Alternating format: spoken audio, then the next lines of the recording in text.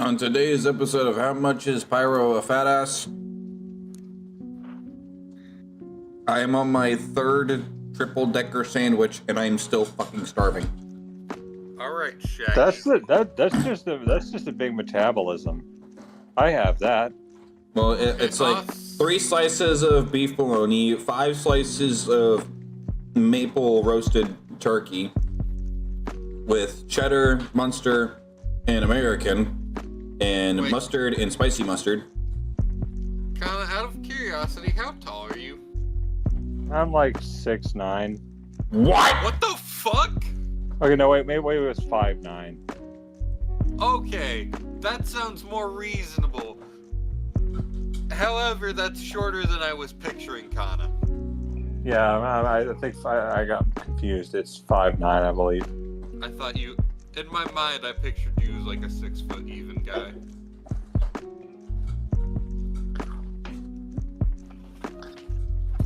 But, yeah. Are you ready? For the most part. I'm still stuck in Cairo- my face. Because you disrupted Thanatos' little thing, you made her drop her quilts. No, I still have it. In my hand. Yeah, we stole her shit. Yeah, well, I swiped that bitch. you swiped her quilts? Yes. That was one of the first things I did, and I pressed my blade against it, and you said, do it, I dare you, that would help me. And I said, well, at least now it's in my position, so I know it can't be done. Oh, yeah. Also, Pyro. Sean only has 3 more months of training. Cool. I talked to him earlier today. Alright, so let me grab the dice here. So, Pyro, I sent you a map. It's the newest one that I sent you. Could you load that up? How are we getting there? Because you forget, that's one of my biggest things is how the fuck did we get here? A portal was opened by Flip last session to escape through with Thanatos. Well, it And, was Thanatos, and you put a blood rune on it, so you were able to... You put a thing on Flip, which allowed you to force the portal to stay open. No. So... Yes. No. What Bloodgate does is because I marked him, I can make a second room of my choosing, and then use a spell slot to open a portal where both runes create the opening, like the doorway. Well, that is what happened. Yeah. Or we haven't quite gotten to the you opening the portal yet. Yeah, I haven't opened it yet. I've just marked the rune. Yeah. He jumped through his own rift, and he fled. Then we're opening the portal. Yeah. And Now, why would we do that so soon? Well, Cairo says, first of all, can you hand me those quilts you stole from her? Absolutely not. I want to help you, but I need my power back. I'd also like to help you, but I need some panties. These would go very nicely. Blue just casually looks over and raises an eyebrow. And it's like, Well, you don't wish... go commando either, sweethearts. I've got You quite do the ass to realize- fill these pants with. I mean, same here on the last part, but no, considering my pants are made of an uncomfortable material. And fix that. Cairo just says, you realize that you are holding an immense arsenal. Are you saying that your arsenal looks big in these pants? That is exactly what she said. Oh, that was one of the best executions of a fucking comeback line I've heard in a long time. Damn. Woo! That's almost as good as the one fucking joke I heard earlier today. And I'm pretty sure, and I'm not saying it because I know I'll be fucking demonetized. Pause stream real quick.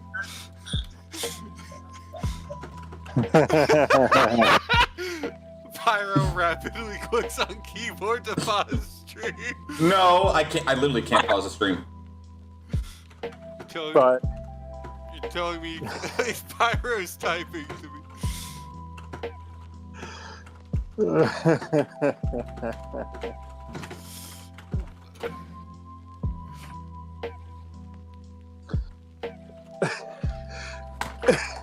Wait, I don't get it. Read the first part. Yeah. Now read Is the it other about part. Eve's creation story? Yes. Oh. It probably works better when told. But yeah, Kyra says, you realize what you're doing, right? No, wait. What I could do is I could do this. Hold up.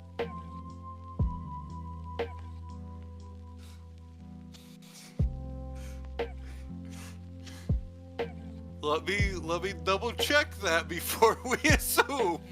Before we make an ass out of you and me.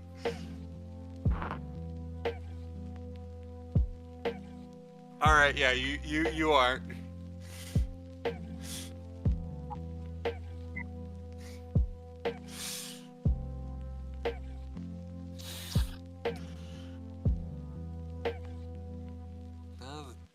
Still don't get it.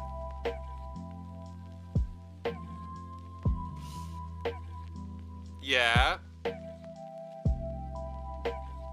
I see, it's the part about the rib that's confusing me.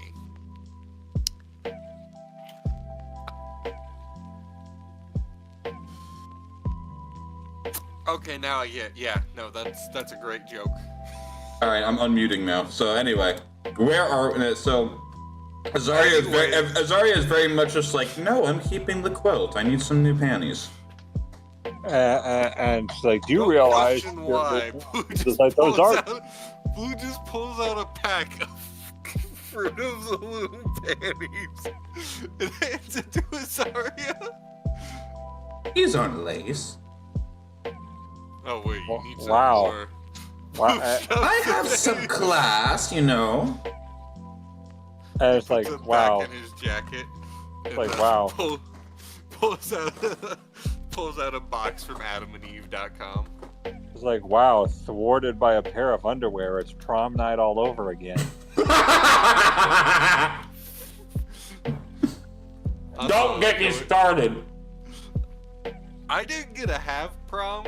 I didn't either. I spent my prom at home where I know I can get it done rather than wondering if I could get it done. Yeah, Kyra's like, thwarted by a pair of underwear. It's prom night all over again. Don't ask how homecoming went because I got thwarted by a clip-on tie. So, Pyro, I'd like to point out the reason you and I didn't go to prom were very different reasons. I willingly didn't go.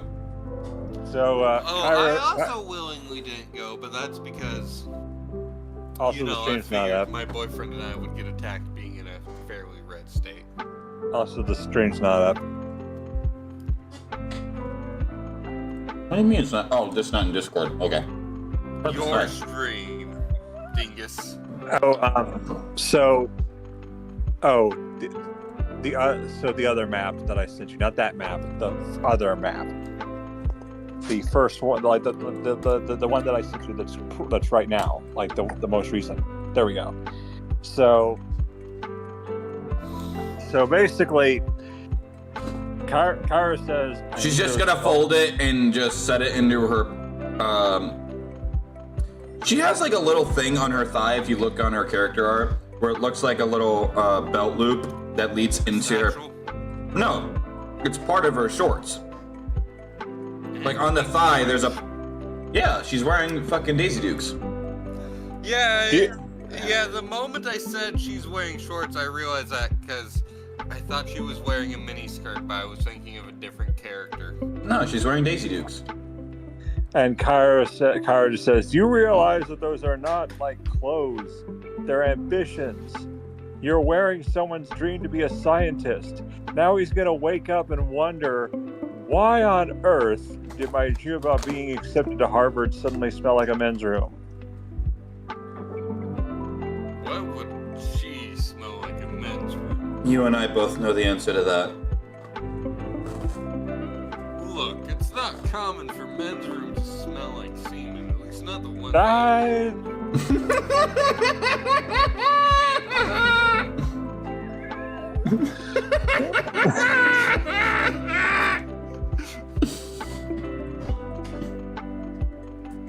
I'm sorry, God. This was a bad night to have your girlfriend over. And Kyra's just like, Wait, the girlfriend's over? Yes.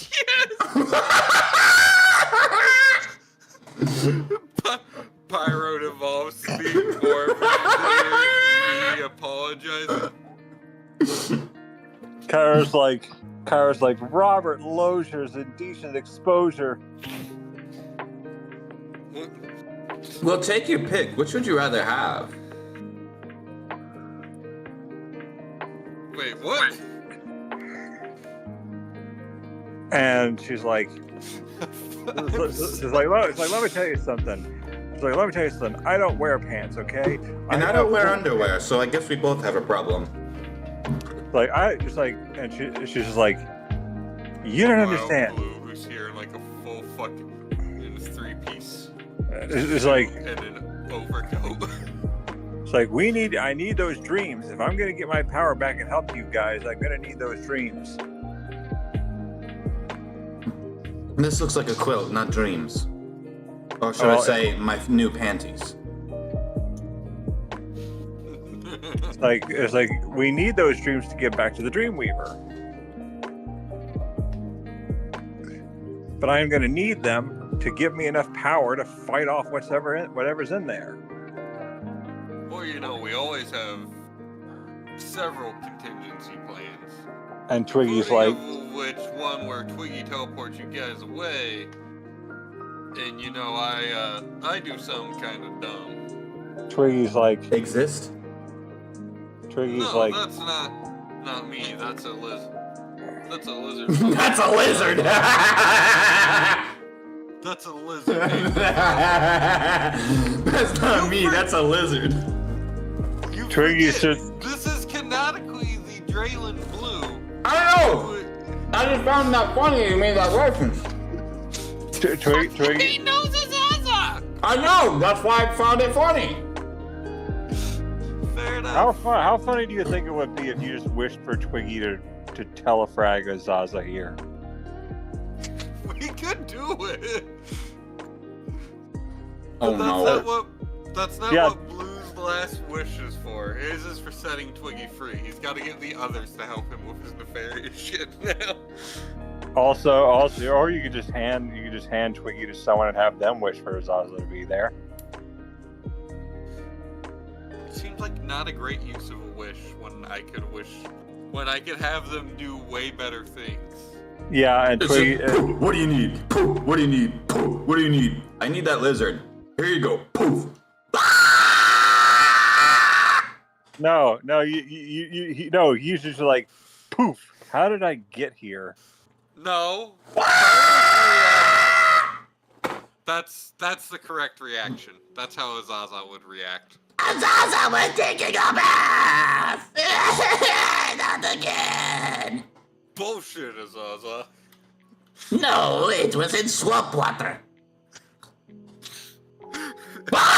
Sees it, answers you, looks at you, does a double take, and then just starts screaming. And Twiggy just... I thought I told you to stop telling Blue, what the fuck are you doing? Gregory's just opened a portal through the multiverse. Twiggy's just like, is Shrek working out there? What? Huh? Who in the hell is Shrek? Yeah. Shriek? Well, no, like Kyra's like, we have to get a move on. Now that Thanatos knows that she is this close to being defeated, she's going to use Didn't we kill Thanatos? Immortal. No, didn't we disrupt her body or whatever the thing is last time? You didn't you can destruct her mortal form, but Flip's going to try to get it back. Yeah, okay, I thought that's what we did. Yeah, you can destruct her mortal form, but Flip's going to try to fix her. So we have a limited amount of time before she wakes up and she's ticked. Alright. Wait a minute, that was kind of a combination of Blue and Gregory. So... Because I leaned the pitch towards Blue, but I did Gregory's accent. Because she realizes that you guys are a threat right now. And I need my power back so I can start knocking some heads. Lady, I am not. I heard knocking head. Later. Not just a threat, I am the threat. Twiggy just now says... Blue sounds like Gregory, god damn it. Twiggy says, the bat has a dirty mind. There we are. You can just visibly see her head just slowly sink as her hands are just shaking. Twiggy, she is genuinely not a bat. She's a succubus, Twiggy. Also, I feel like I've just done the same voice for Gregory as I have for Blue, which, I mean, works for making their voice, or Blue's voice, more distinct from me. And Twiggy just says, "Wait, what? You mean she glomps on to the transits? What? Does she suck buses?" No, Twiggy, that's not what a succubus is. That's a succubus. Completely different type of infernal creature. You're confusing Twiggy. Okay. Twiggy, Whatever gets you to quit calling me a fucking bat. Twiggy, she's a demon. Oh. However, how she gets men's guessed. souls is via their cock. Like, I never would have guessed. Blue. Hold on, wait, we gotta put Blue facing towards Twiggy. I never would. I imagine this whole conversation, Blue does actually have his pistol drawn like in the model, but he's not got his finger on the trigger. He's just using it to point. Yeah, he's just gesturing with it like he would his hand, because that's become such. I'll tell you what, you piece of shit, and he's just like waving it in your face. That is, blame Gregory for Blue picking up that that mannerism. Whenever they'd have a conversation, they'd both be stood there with their gun in each other's face. Just both of them with a fucking ridiculous. Both of them with a revolver that if either of them fired it would take. Yeah, I'm gonna just go ahead and place another rune, and we're opening the portal. She's growing impatient and quite frankly starting to get tweaked. So, or Blue trying to explain what a succubus is to Twiggy. The goat trying to get in her pants. I was not. She's a sheep, and she wasn't even doing that. She's trying to get her panties. She's trying to get the quilts. Which is... Oh my... I feel so bad for derailing Kanna's campaign this way. But panties? Pyro, why is it whenever you and I are players, we're just complete menaces? I don't know what you're talking about. I'm just being a horny slut and doing a damn good job at it. And then I'm over here always with some nefarious shit surrounding me, not always intentionally. And yep, we're going through the portal. Or at least I am. I've grown impatient with this goat. Blue sheep. Twiggy, get back in the land. I know that, as a player, I know that. But now, if she's being called a goat, that's being called a sheep or a goat. If she's being called a bat, being called a goat. Kyra isn't even calling you a bat. No, but it's because Azaria is annoyed and has that kind of attitude of, well, fuck me, fuck everyone else. Meanwhile, she would enjoy that. Meanwhile, Blue's over here like, you think you've got the upper hand? Think again, shit ass smashes the demon core together. So upon reaching the castle gates, you see that there are dead caps patrolling the bridge. How much does a skeleton weigh? On average, about 25 pounds. How high can I outcast that spell? Except you notice that these dead caps Not enough. You notice that these dead caps are a little different than the ones you've been seeing. What, they got pointy hats? No. You notice They don't have pink bunny slippers, they have blue bunny slippers. No, you notice that they have like blue flaming eyes. Oh, so this is Ricktop from Zombies. Heard. Oh, it's Sans. They have blue flaming eyes. So I regret nothing.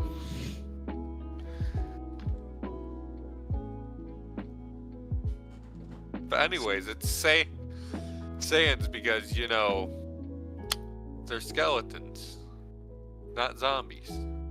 They're pyro. And Cairo's like, oh crap, they've been boosted.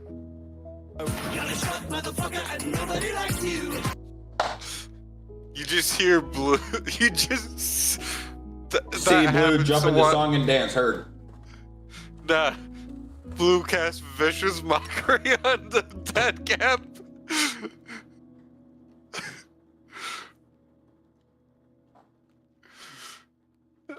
I don't actually have vicious mockery, but how hilarious if I did and did. You know what? Next time I play Jack, I've got to do that.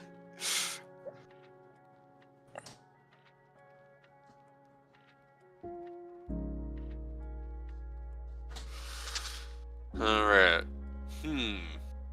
I have an idea. Hey, baby. No, you're not getting my goldfish. Leave me and my extra cheddar goldfish the fuck alone. No. How many spell slots do we have right now? I have 5 first level, 4 second level. No, sorry. 5 first level, 3 second level, 1 third level, 2 fourth level, no 5th level, and 1 6th level. Alright, I was more referring to my own, but okay. Just letting you know my arsenal. Alright. Oh yeah, that's right. I became a dragon via spell. Wait a minute. Did I just cast that? Yeah. Damn it! Because I could have flown us over this.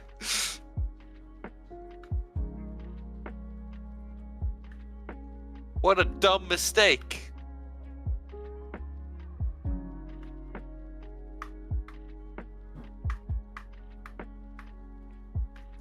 Anyways,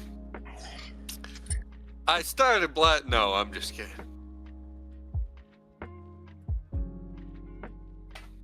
Wait a minute, isn't Wall of Force a 9th level spell? Yeah. Wall of Force? Yeah. I believe it's a 7th.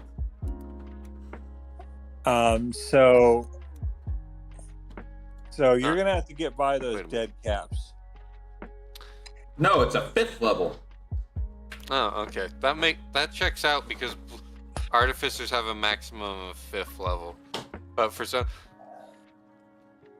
what was I thinking of? That's a 9th level prismatic something? Prismatic wall. Prismatic wall. No, prismatic spray is 7th. Is prismatic wall 9th? Yeah. Yeah, prismatic wall. Yeah. That's what I was thinking of. Now, if I cast Wall of Wind, that's a mobile, right? Hold up. I can't move the wall once I've casted it, right? Wall of Wind? Yes. Or Wind Wall. Sorry. All the There's other Wind walls... Walk. And that's at 6th level. And then... Wall of Wind. Wind Wall. Not Wind Walk. No, I said Wall of Wind like a dumbass because every other spell that is Wall of. Wind Wall. A wall of strong wind rises from the ground at a point that you can see within range. You can make a wall up to 50 feet, 15 feet high, 1 foot thick. Shape the wall in any way you choose as long as one continuous path. When the wall appears, each creature must make a strength save or take 3d8 bludgeoning on a fail or have as much on a success. The wind keeps the smog folk and other gases at bay. Smaller flying creatures cannot pass through. Loose, lightweight materials brought into the wall fly upwards. Arrows, bolts, and other ordinary projectiles launched at the wall or deflected upwards are an automatic miss. So it's a stationary wall. Okay, it also didn't do the thing I wanted it to do. Wait a minute. So Wait. I'm gonna need. What are you gonna do here? That's what we're trying Hold to on. decide. I'm looking at my spells.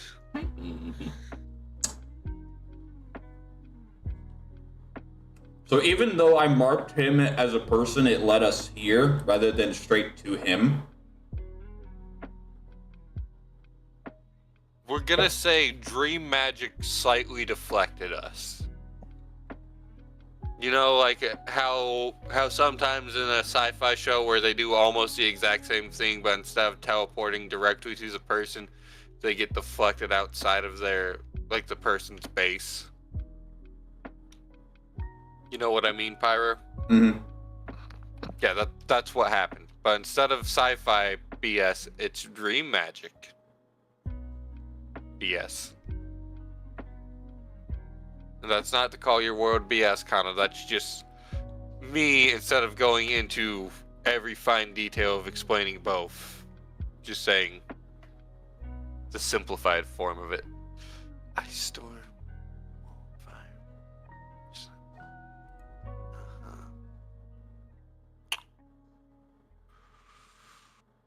If I hit one of them, it's gonna alert all of them, right? Yeah, Yeah. just because the way aggro works. Okay. Kanna, every square is 5 feet, right? Yeah.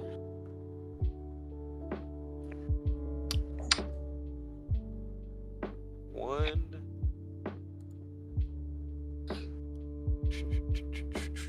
Two. Marina's like, I could throw my.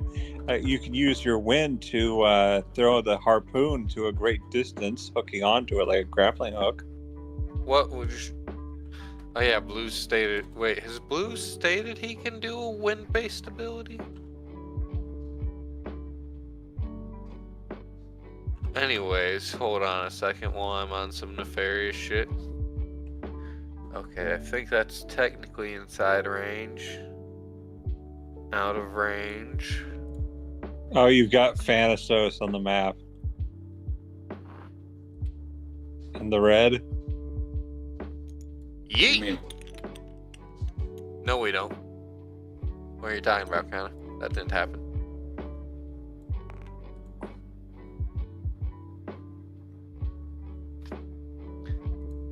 Huh. At most, with this...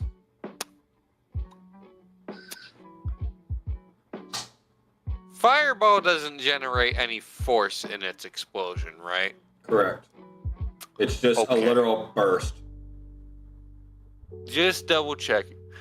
Now, the real question. Does spell magic delete? No.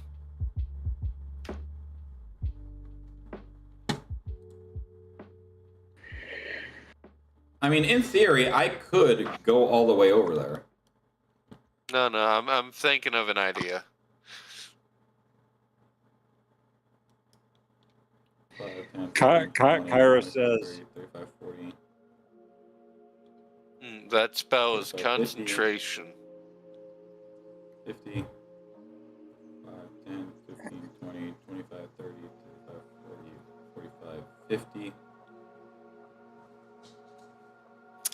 And then I could jump up 5, 10, 15, 20, 25, 30. And that would be... No, wait, and then I could jump. Once I get here, I could jump because shenanigans. That's 5, 10, 15, 20, 25. That doesn't usually deal enough damage. So in theory, with all my movement used in a single turn, I could get to this square on top of the guard tower. With my boots of sprigging and striding. I've got an idea. But it's kind of dumb. That's about everything to you, apparently.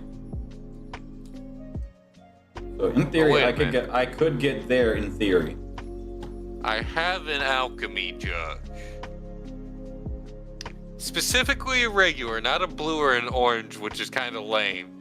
Because if I had an orange, I could produce soy sauce and confuse the dead caps with why the fuck does an alchemy jug produce soy sauce? Mayonnaise actually has a reason, mind you. And it's because several of the great wizards have traveled to Earth, and they all quite enjoy mayonnaise on their sandwiches, because of course they do. Are you saying you are obsessed with mayonnaise? No, I'm not actually. I'm saying the great wizards in D&D, the game alchemy jugs originate from, are though. At least a couple of them are, because they are the reason the alchemy jug can produce mayonnaise, because they learned about it when dimension hopping and found Earth. At Target, discover Presumably also the same reason why it can produce soy sauce, but there's no application for it to produce soy sauce too in the game. However, boiling hot tea is just funny for dumb reasons.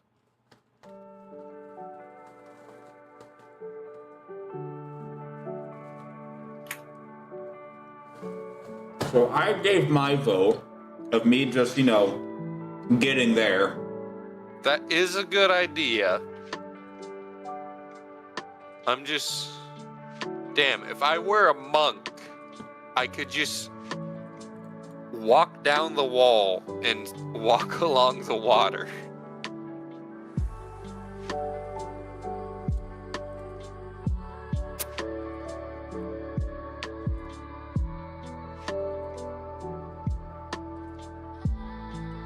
Hello, my child.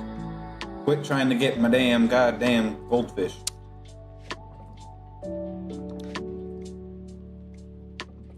Let me be a fat ass in peace. Okay, hold on.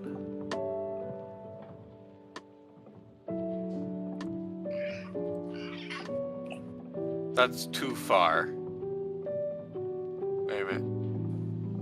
Hey, Pyro, what's 5 times 16? 35, carry the 1, carry the 3, 5. 16 times 5 is 80. 80? That's longer than the segment of rope I have.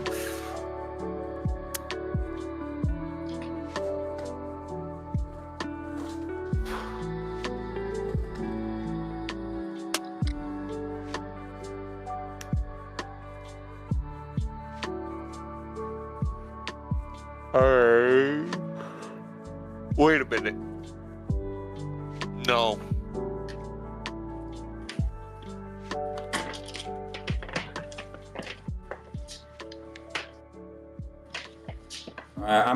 The only idea I've got to get past them is to literally just run past them. Azaria's gonna have to do her thing, but Blue's gonna borrow, what's her name's spear, because I can't remember Husis's niece's name. Maria. Maria? Yeah, he's gonna tie his 60 feet of hempen rope to the end of her 30 feet of rope, giving them a grand total of 90 feet of rope.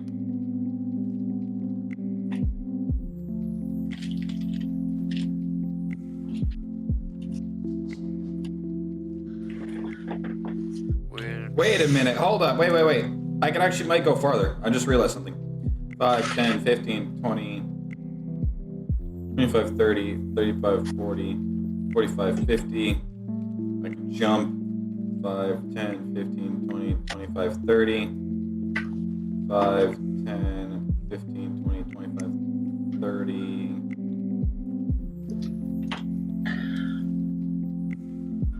35, 40. Go up 30. I'm sorry, I misread something. I can go here, which is only an extra 10 feet, but an extra 10 feet is an extra 10 feet.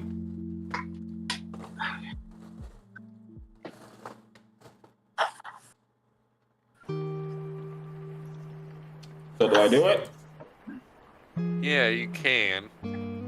All right, so I'm gonna go 50 feet, jump 30 feet, take the dash action, run another 50 feet.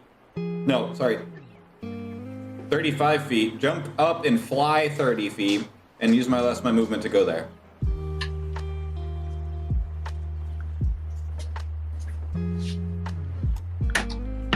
So yeah, we're on top of the castle now.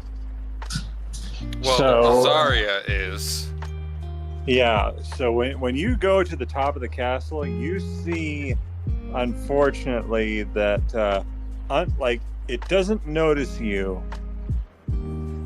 It doesn't notice you yet, but you see there's a necrophage there. Oh, what? Remember the thing you killed back at the temple? Which model were- is that? We need a necromancer model. Oh. Yeah, there was more than one of those. Is it also after blue? When you killed the first one, it sent a pheromone out, and another one came. Came. How did it follow us through the damn portals? Kermit, get the fuck out of here! Make me, bitch! Kick So- fucking Tori. So it like right now, it's trying to follow your trail, but it doesn't notice you yet. We're just gonna say it's this because I don't know where the fuck it went. Pretty sure we either deleted it or yeeted it. You notice that the host body that this one's taken over appears to be an orc. Well, you know what? That's pretty close to what I put down there. It's a dragonborn. And it doesn't have eyes. Its eyes are completely gouged out, so it's blind.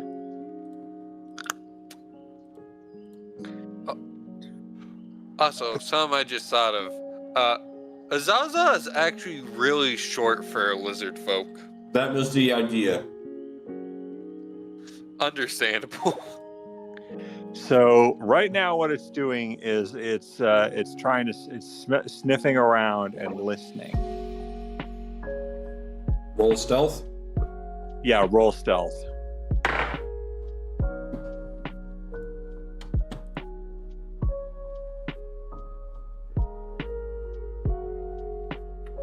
17. All right, let me roll against that here.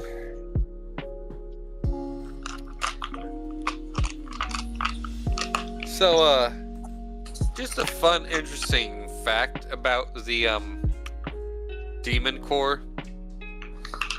The way I have it set up, which is the way scientists fucked around with it, doesn't actually produce a nuclear explosion.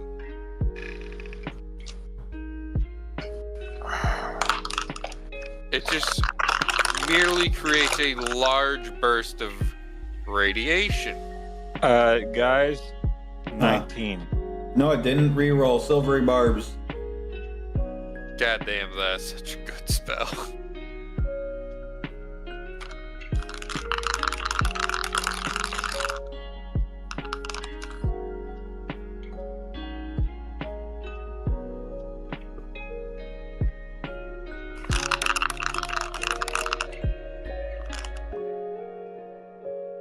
It got a 20 and a 17.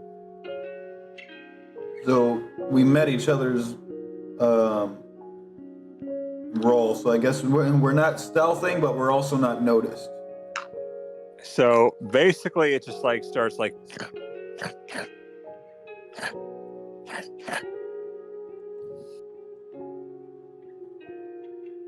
It's got a scent of something, but it can't pinpoint it yet.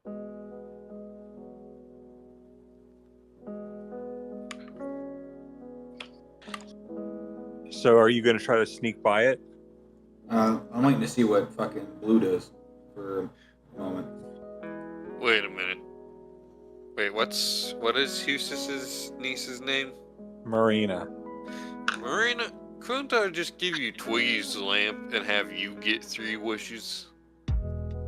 I suppose, but don't you Couldn't...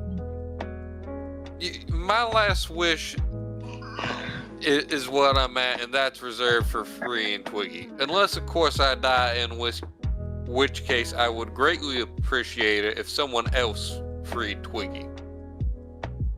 Now, as far as things go, Blue just simply hands Marina the lamp, still having the sapphire. You use your wishes. So wait, can we see the necrophage from where we're at? All you can see is a shadow that's just kind of patrolling up there. Why don't you use the wishes to, throw all these, or one of your wishes to throw all these creeps in the river below. It's like, done. And it's like, Twiggy, can you throw these guys in the water? All right, one bath coming up. Yeet. And unfortunately, you just unknowingly made something else very aware. Hey, Pyro, do you have a tentacle model? However, it's not aware of us. It's aware of the dead caps. Yeah, you alerted it because something fell in the water, and now it's eating the dead caps and writhing around out of the water. You fed it.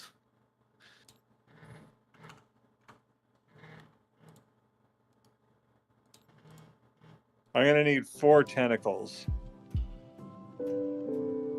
Take your pick. I got them right here.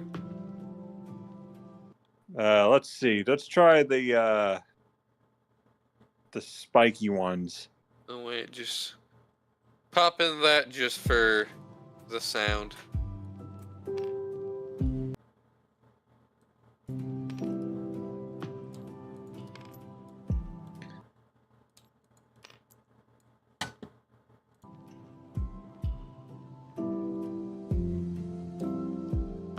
And these things are pretty big.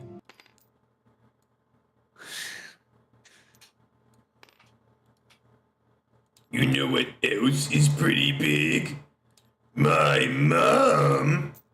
Muscle Man, isn't that insulting your own mother?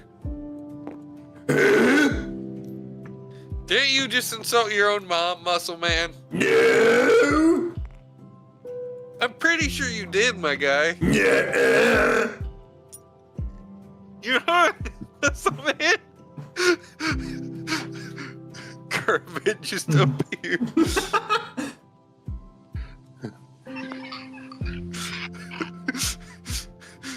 Mordecai and Rigby are like, what the fuck's happening? This wasn't in the script. Mordecai, Rigby, take care of this mess or you're fine.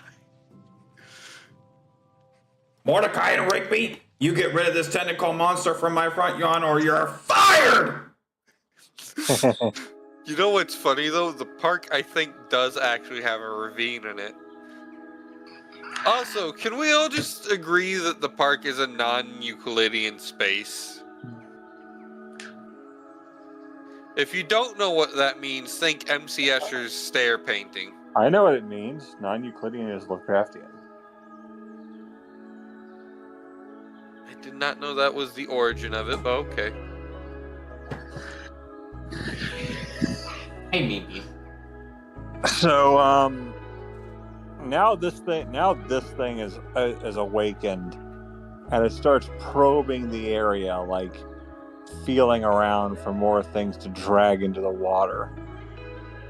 I'm going to shove this necrophage in their general direction. By touching it, like the second you shove this thing, parasites empty out of it. It's like you touched it and it's like it's a defense mechanism they have, and the parasite it falls into the water, and you see like parasites like writhing before getting dragged under. All right, darling, it's all clear.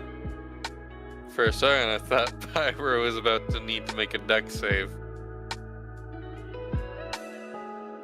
Or not a dex save, a vitality save.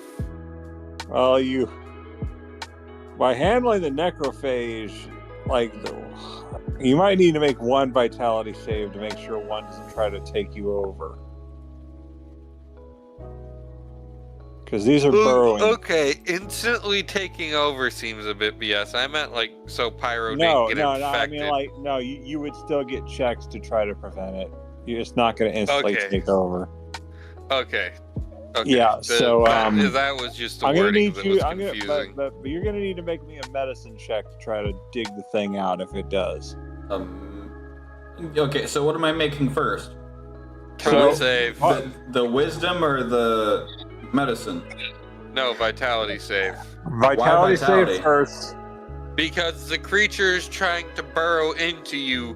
The medicine check would be a later action if it is successful. Well, if that's the case, that's 27. Then it fails. God damn! Then it fails and you just brush it off. It just yeets it into the water. The only thing that gets burrowed inside of me... Okay. Blue, darling. Yes. It's clear.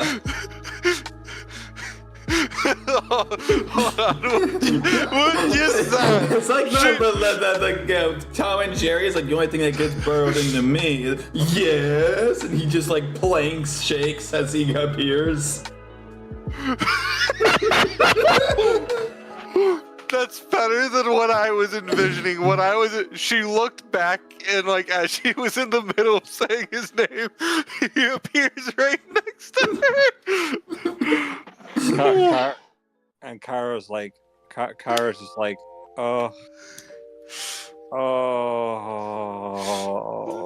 this is this is my life. This is my life. I make similar noises to that too. You're the one who chose to bring us here. She's I know. They say beggars can't be choosers, and I'm begging you to get on with this. Oh, yeah, I do agree we should get inside. Kyra tries climbing up the rope. She's we never attached a rope to anything. Marina's just holding it. So she's just climbing the rope in midair and getting nowhere. No. She's pulling a fucking Batman and just has her own rope. Batman. What the fuck? So now, where are you choosing to go into the castle? We're going into the left entrance. All right. Into the thick of it. See, that's Blue's thoughts for later. Into the thick of it. Into the thick of it. Into the thick of it. We're walking around in circles. How long are we gonna watch her teleport through these weird doors? How long are we gonna watch POV, you're trying to hatch an egg in Pokemon.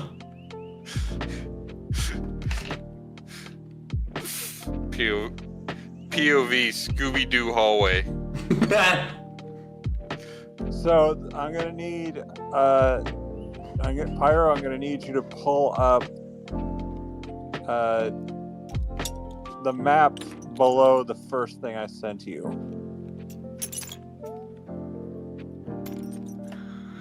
The first room here. Not Genshin Impact, you dumb fuck. Discord. Pyro quit trying to play Genshin Impact in the middle of the session. I'm not trying to. You said the second one? Yeah, so the one below the picture that I sent you. When I said sending maps, the one below the first one I sent you.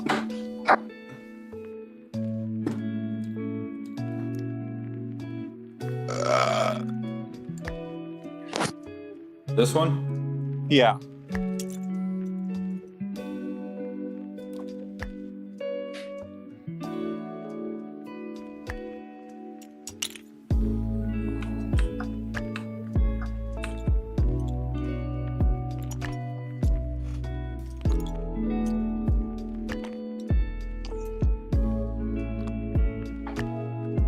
Okay.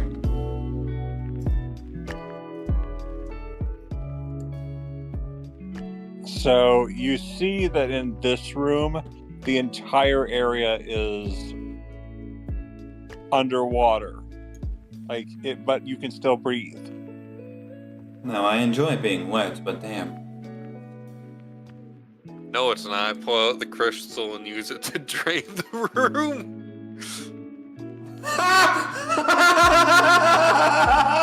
I'm not sure if the sapphire works that way, but if it does, that's exactly what I use the sapphire for, to displace the water somewhere else.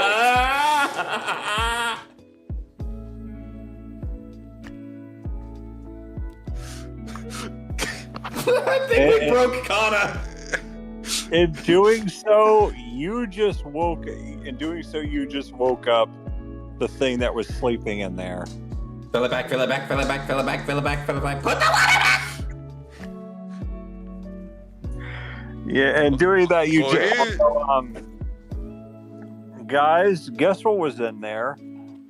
Well, here's the funny thing about that, double checking my inventory just to be sure. I gave the sapphire back to Marina. So. Because it's not listed in my inventory. So no, I didn't do that.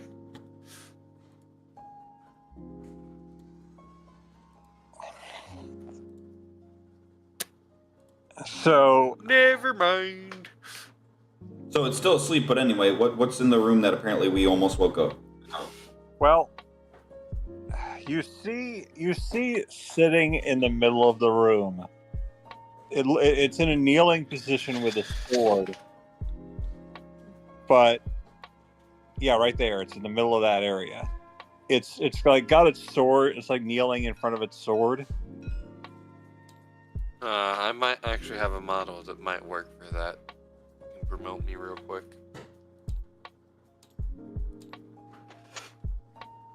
It's kneeling in front of a sword. It's covered in armor. And Damn, that model doesn't look like the way I thought it did, but 1, 2, or 3? 3. 1. All right. I thought we were doing a pick a number thing. Yes, I was specifically asking Kanna though, because Kanna is the DM. It's 1. You see only 1 of these. No, Kanna. Model 1, 2, or 3. Oh. I have 3 models that kind of work for this. Let's just go with 1.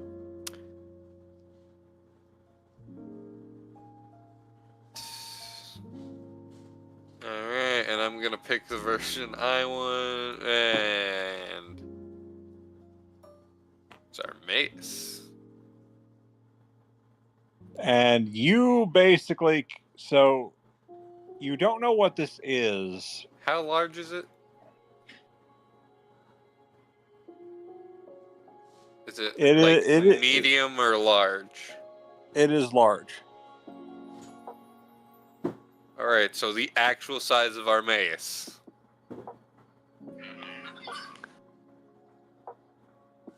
Or well, that's a bit over. That's more like huge. Whoops.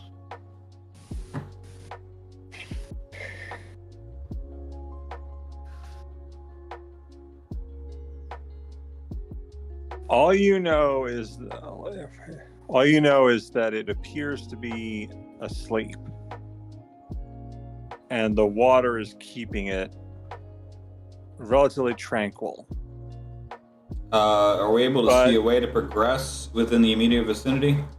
Yeah, there like it's a giant open room. No, is there a way to exit the room besides the way we came? Yeah. You see on the very far back wall there is a door, there's a doorway that you can enter through. But there's a problem. Like you hear a voice come over what sounds like a loudspeaker. It's like, so something only Blue would really know what that sounds like, but only because there's a magic version of that in his universe. Yeah, it's like basically you hear, it's like, well, it appears that we have a pest control problem. I see you made it into the castle. I have to I admit. see that you're also a pain in the ass. Basically, she says, enjoy. I see you made it into the Sentinel's room. Be very careful. He detects motion. You be careful, I detect bullshit. It's a good thing that there aren't any forces in here that could really affect motion. Oh, wait.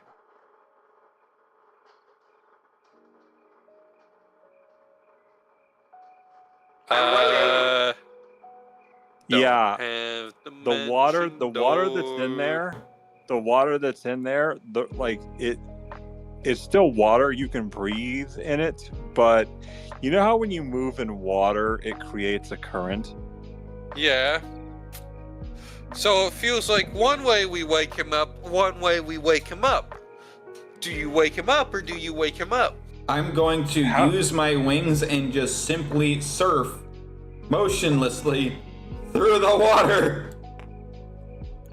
I'm gonna need you to roll a stealth check because it's not like there's not a surface you can do that on. The whole room is underwater. It's like, yeah, and the way that the point of wings is to pretty much glide. All I need is one source of momentum, and I can literally just use my wings to guide me through the water with carrying momentum. Pyro's right. That's how several sea creatures do move. Yeah, but it still creates kind of a movement in the water. Very subtle one. So I'm going to need you to roll a stealth. Well, that's a natural 20 anyway. Yeah, so you got by it, but now everyone else has to get by it. Hold up, no. So I'm going to go ahead and replace one of the runes that went us back to the place that we just came out of. And I'm going to glide back, tap this moon piece on the ground, activate a portal. What? You can just activate portals? So to place the runes, it cost me nothing, but to open the portal, it cost me a spell slot.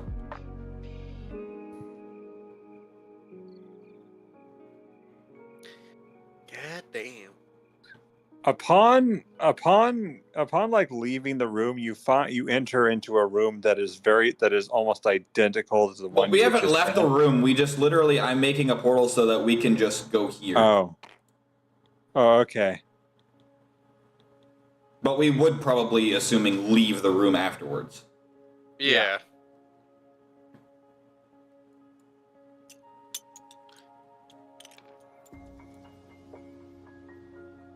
So what's the next room?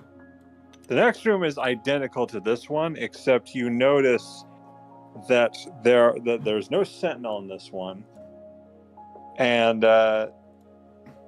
you notice that like these columns all have symbols on them. So wait, are we also in a room filled with water? It's a room where... Which one am I pulling up? You pull up this, the first one. I'll pull up this room, the room with the core. It's only black. You gotta send me the link for it. It didn't send through. Oh, okay, yeah, never mind. I couldn't send that one because it was on Reddit. Yeah, just send me the Reddit link. Oh. Can I do that? Yeah. Yes. You hit share. Oh, okay. Yeah, sorry about that.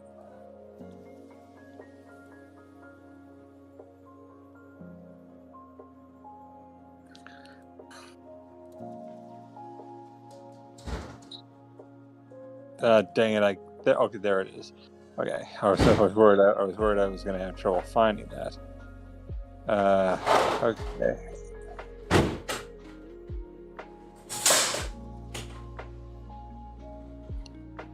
There. Can you see that, Pyro? Yep, I got it.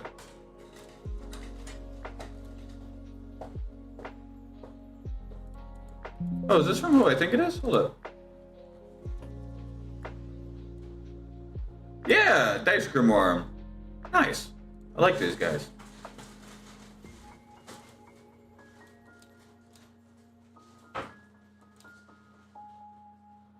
I love these guys. Yeah, these guys make really good maps. I like them. Oh, this is a cool map. Yeah, Dice Grimorium is a good. I wouldn't say company, but you get what I mean. Artist? So Cryptographer. Technically, drawing maps is a form of art, so I'm not wrong. And so is being a game master. upon you It's go a down, dice. It's a D20. Everyone, panic. So upon going down this this staircase into this room, you see a giant rotating core, a giant rotating crystal core, which reflects a series of events that are happening across the multiverse. You see heroes battling dragons. You see Blue sees one of the past lives this version of himself has actually lived due to some of the curses placed on him. you see like any number of things happening. Like I as if see you were lunch. staring, like you're staring into like different people's lives. And unfortunately, like the core immediately detects your presence and like a computer scans you. Like you know how like you have that like laser scan? As soon as it goes over me, I'm gonna do like the classic, like one hand over my chest, one covering my lady bits, and just perverts. And it's like threat detected.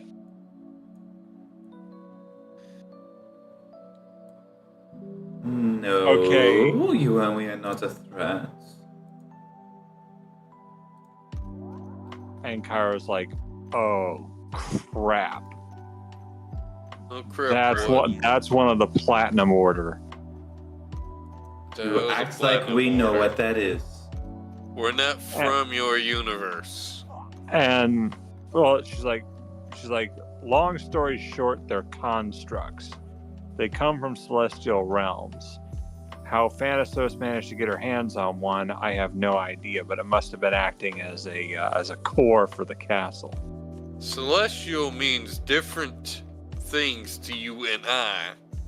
To me, they're what's at the very top of my universe. The most powerful beings in creation. In fact, they're technically not even considered alive in my universe.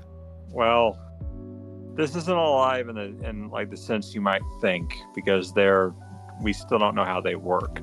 But Same the point difference. the point is, same thing.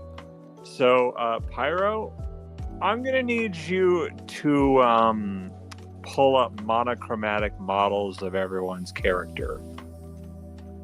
I can't do that. You can't? No. You can't you can't duplicate a character? I mean, I can duplicate it, but I can't make the monochrome. Yes, Or you can. like you can't change their color? Oh, like that, yeah. You 100% can, and we just change them all to black because we can't make, or to gray because we can't make them white. Yeah. Because white is default. Yeah. Which means we're fighting more shadow versions of ourselves, but yeah. Yeah. And meanwhile, I'm not copying, I'm just spawning in. Yeah, so these are... Hold on, Tori. Fucking Christ. Pyro, how about I just spawn them in for you? Well, I can do it faster with just hitting clone.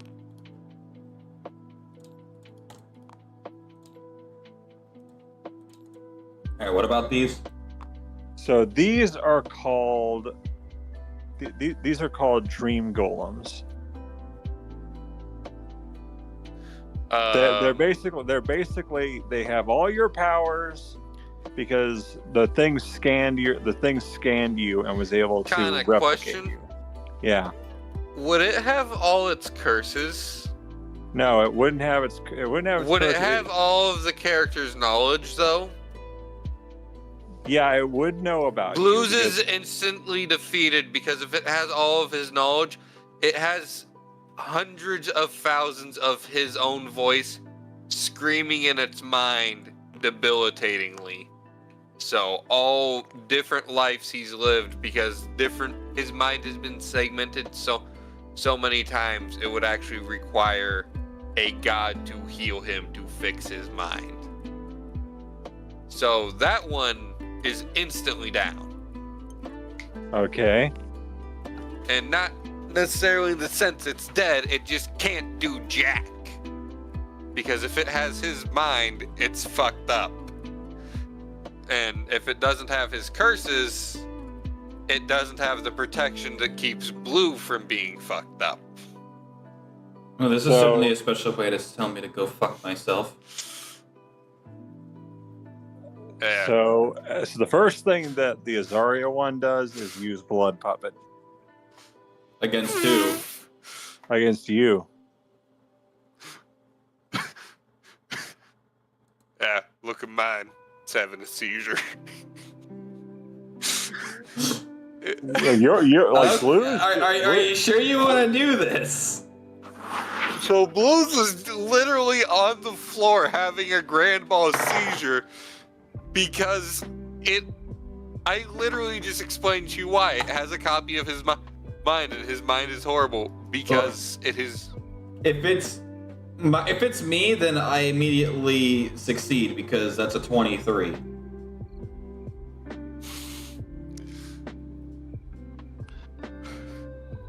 So it did it, right? No, it failed. I succeeded the resist check. Because it has the same modifiers and everything we do. Yeah. Because they're not Dark Link versions of us as they should be, which means they're us but better. You said they're us but the same. Which fucks Blues because Blues is Well, I mentally kind of useless. wanted to do Dark Link versions of them, but I didn't know how. Evil copies of us, but better, is literally the basic premise of Darklink. They can do everything we can do, but faster and harder. Question, would it scan us in our current state? Like, are there copies in our current state? It's scanning you as you are now. Cool, it just used its last third level.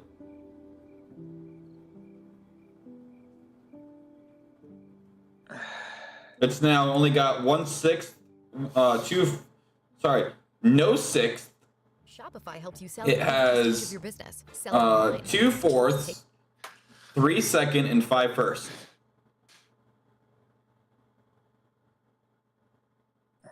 So now you have to. So I guess the ones you have to deal with are Marinas stage of and your business. Kairos, but Well, no, Azaria still has spell slots and is still a threat in other ways. There's also Twiggy's clone. yeah, but Twiggy's clone probably won't be able to do anything unless you wish it. And since it has no master, it can't really do anything. Wouldn't its master currently be Evil Marina? Because Marina is Twiggy's current master? Oh, And that if they're- would. That if could they're- work. Yeah, if they're perfect copies of us, its master would be the master of the real version, which is currently Marina. Pyro, does that make any sense to you? Nope, because this is exactly why I don't deal with genies. Okay, so hear me out, right? So, Blue gave Marina Twiggy's lamp. Because Blue has one spell left, or one wish left, and he promised Twiggy he'd use it to free her. Because they are copies of us in our current state perfectly, with the exception of any curses present on them, which is why Blues is defeated. The evil copy of Marina, for simplicity's sake, Dark Marina, Sorry, I'm not sober. Is in control of Dark Twiggy. Sorry, I'm too sober for this right now, so I gotta crack one. Because actual Marina is in control of actual Twiggy. Which makes sense, because Dark Marina would be in possession of Dark Twiggy's lamp, just as Marina is in possession of Twiggy's lamp currently. So Marina's second wish, she says, "I wish you would not grant her wish." What? Oh, that's so mean. Wait, can we steal Dark Twiggy's lamp and get free extra wishes? Well, that's just it. She wished she would not grant this wish.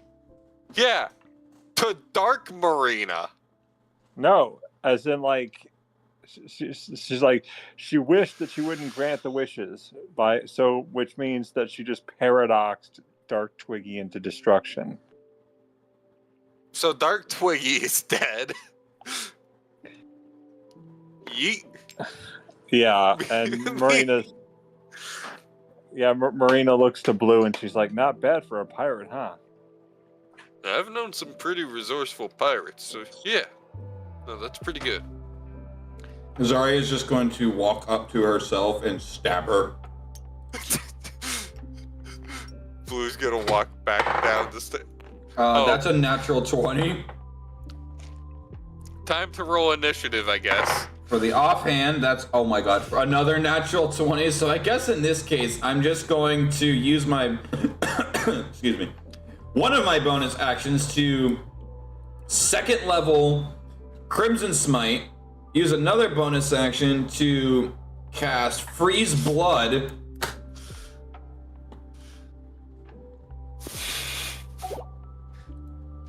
So they have all of our stuff, right? No, they don't have your stuff. Okay, so Blue couldn't just reach into Dark Blue's coat and pull out another demon core. Got it. No. But would it have a copy of Blue's revolver? I'd assume it would have that, but it wouldn't be the same as like what you're thinking. So like if we killed... So that's a grand total of 48 damage, and their blood is now frozen. Also, for my initiative, I rolled a nat 20. Because I assume Pyro starting combat started initiative. Yeah. However, I still think it's hilarious that Blue spawns in with the same smirk he has, and then immediately falls to the floor having a seizure. Because all of Blue's variants are also in Dark Blue, meaning there's 100,000 Dark Blues, minds in Dark Blue, all fighting for control of the body. So only the basic system of breathing and circulatory would be working. Only the basic systems. So, Marina got an 18. Kyra just says, "Will you please pass me the quilt so I can get my power back? Otherwise, I can't help you." Little busy.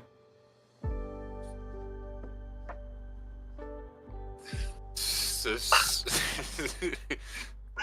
don't know why mine's having a seizure, but it's funny to me. Kyra's He, like, he "No, currently you're not." believes he is a fish. Nah, he's Magic currently... He's having a time. Magikarp. And not a good time. Magikarp. Magikarp's always having a good time, especially once you kick it and it evolves into Gyarados with 10 other Magikarps. So Zarya got a 12. I got an 18. And I got a nat 20. Ow. You ever try to snap and then you just stub your fingers together? No. Neither do I.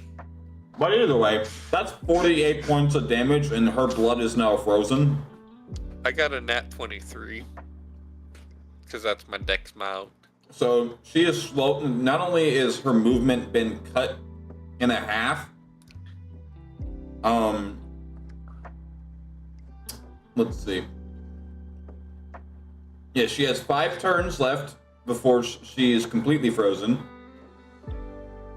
Unless she has a way to heal, which she does not.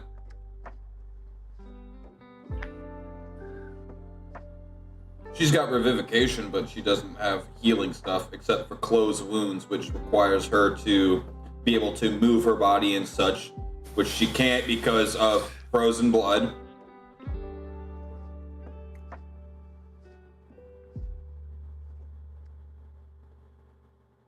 So, Blue, who are you attacking? So I just handicapped her. Okay, so hold on. Hold on, wait. I'm gonna move myself back one because I feel like that's fair, not being in a proper thing. Okay, is that... How many squares is 40 feet? 8, right? Yeah. Okay, so that's... Blue wants to do something more specific. Her destroy the core. No, but that's not a bad idea. But that's not what I'm doing yet. You know what I just realized? If you really look at it, Tori, Yeah. with the core, It is a POV, D20. the POV, the bass dropped and you're on one of those cheesy fucking dubstep YouTube channels Oh, yeah. where the fucking logo just wave bends. Okay, so I'm gonna use an ability of blue that the Ufsani have. Because originally they did just start out as a dog reskin of Tabaxi when Sean and I were making them way back when, before the OGO. However, it has since been nerfed so that they don't just have 80 feet of movement, they only get 60. K9 agility. Boo can use an additional extra half of his movement speed. And all other basic rules from feline agility still apply. As a bonus action? Yeah. Yeah. And it recharges only once he's stopped moving for 0 feet of turn. You know what? Just for funsies, and I can do it from right where I'm at. I'm also gonna shoot Dark Azaria. Because we all know she is a threat. If she is me, and I know my own fucking arsenal. And Blue's been watching you. What's my thing? Also, I forgot to mention that's an additional 2 points of poison damage. I didn't account for that, but that's... So it's a grand total 50 damage. Alright, that's, okay, with that gun. Okay. That's, does a 13 hit? A 13 will hit me for armor reduction. That's perfectly fine. Also, just so we're all clear, mechanically, Blue's revolver is a flintlock. However, because in my mind, Blue, the Alchemist, and Gregory have always wielded revolvers, any variation of them in my world, it's reskinned as a revolver. What is it? It's 1d12. Oh, that's the version in my world. It's just cause. Alright, that is 11 points of damage. to Dark They Azaria. have the same kind of HP you do. Oh, I'm well aware. That's why we're trying to get mine down as quickly as possible, because I've got the biggest health pool. How much health do you have? 119. But I'm also not flailing around like a fish. Blue has 126. Yeah, but Azaria isn't flailing around like a fish, so he's not a problem. Yeah. So yeah, that's 13 points of damage to Dark Azaria, and that's gonna end my turn for now. So now we have Marina.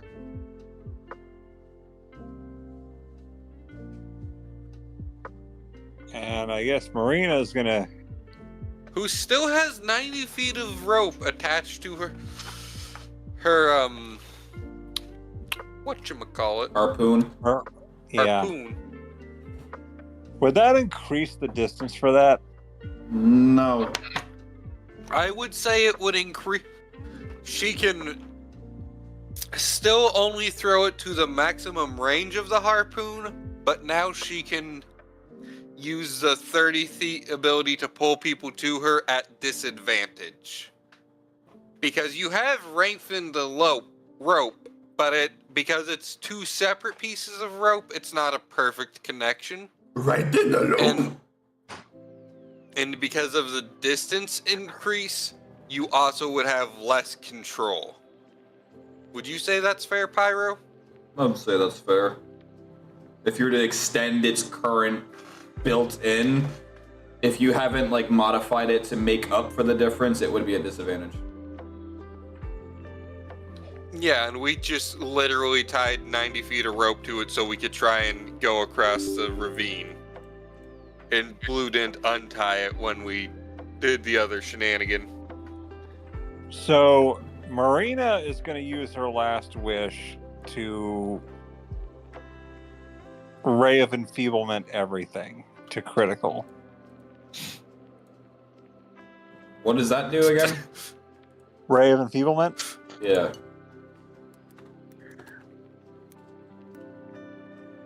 Ray of Enfeeblement. Here we go. So we're just beating the shit out of Blue's already down. On a hit,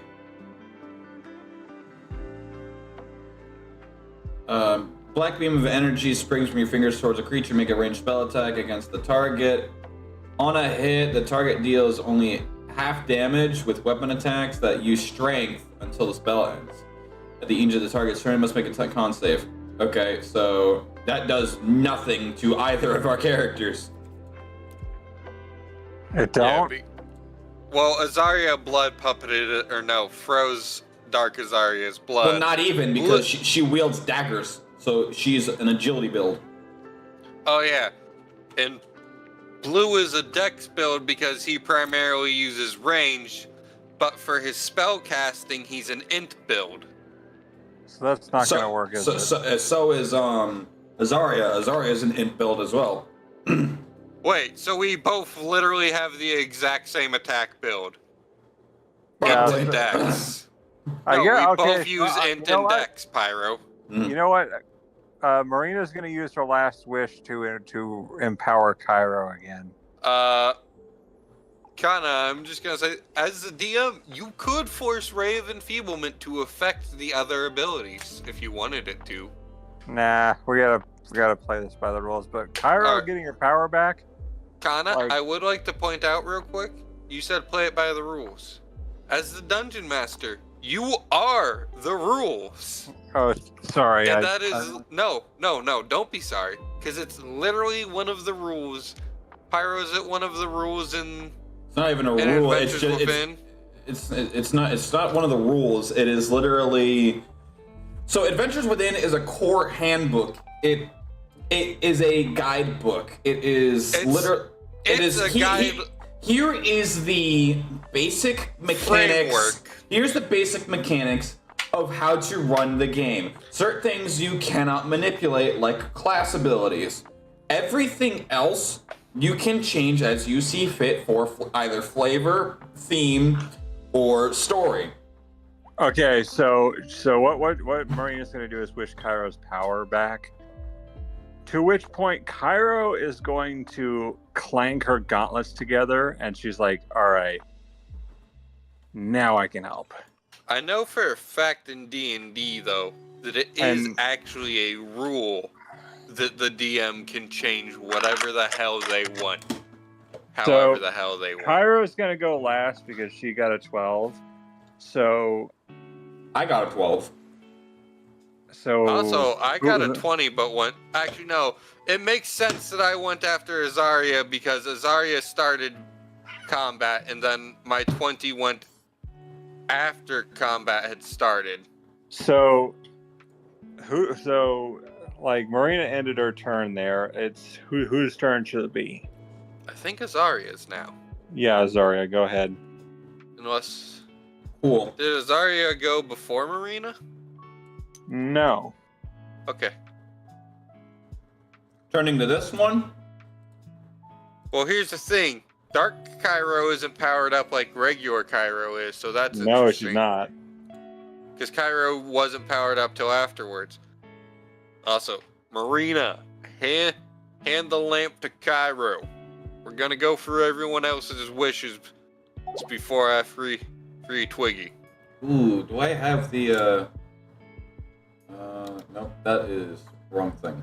Do I have the... Is it in here?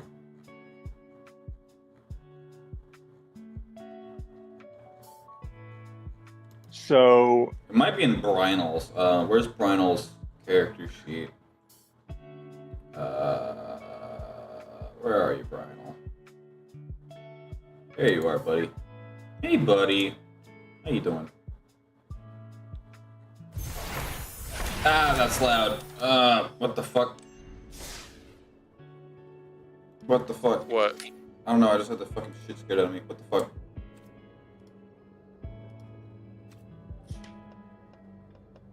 I mean, I scared the shit out of one of my managers this morning. I almost clocked him in the face. I was very violently opening something that is not clear that should be clear. Where is it? Not that Or, well, one. not very that violently. one. I was just rapidly opening it and would have hit him with an open backhand to the face. Although he said it would have been an open punch, which isn't a thing. Because a punch is a very specific type of strike, actually, and there's variants of the punch, such as the uppercut. But a punch is a closed-fisted strike. Yeah, this is it. Strike done with the front of the Alright. knuckles and not with the bottom of the hand. I'm going like to hammer need fist is. this creature right here to make me a vitality saving throw. That's Dark Cairo.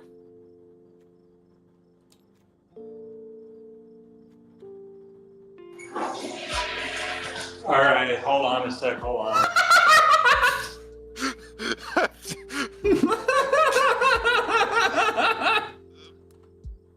The fact that Kanna didn't mute his mic. Them some balls. I thought I put it far away so you couldn't hear it, stupid. No, we heard you flushing. See, whenever I've had to go to the bathroom when I used my phone, I muted the mic. Yeah, I don't know how, I didn't know how to do. I thought if I put the phone far away enough, you wouldn't hear that. So I'm gonna need Dark Cairo to make me a vitality saving throw. All right.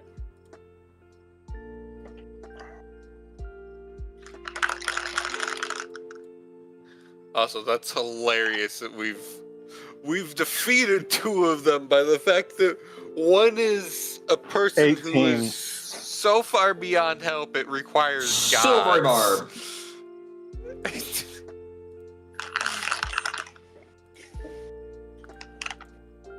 And then one we just wished out of 18 existence. and 11. Cool, it fails. So with that being said, I'm casting Boil Blood, by the way. So, with that... oh shit, I accidentally fucking closed out Azaria's character sheet. So they will take 4d6 fire damage, which is going to be 17, 12, 13, 14, 15, 16, 17, 18, 19 points of fire, as well as they are blinded. Okay, so I'm going to use my bonus action to selfish attack. 19 on the die.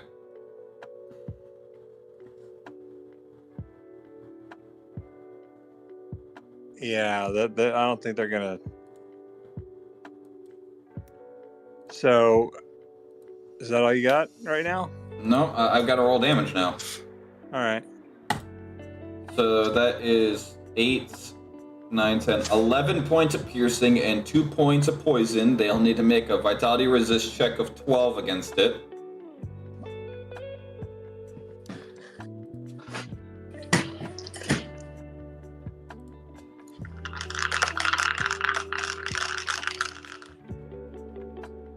Kanna now knows how I felt facing off against Sakuhana. And this 16. wasn't done to make Kanna feel bad. Okay, so yeah, so the poison is resisted. It's no big deal. Okay. I just know how to abuse my characters. That's the thing, is I build them a certain way. Meanwhile, I'm just abusing the system I'm allowed to be in to get things I very much should not have. I'm gonna go ahead and fly 30 feet in the air. Tori, could you please do the honors? Yes. Oh, uno momento. How'd you get your character so high up like that? I'm holding R. Is that literally what it... Mm-hmm. So like, grip blue and then press R. Hold on. Holy shit. That's how I make Azaza do his little, like, fucking hopping meme. Yeah, I'll pass.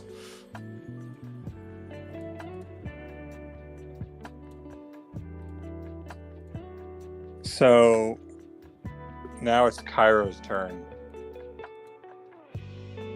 I thought Kyra went, and I thought the end of her turn was... No, that was Marina.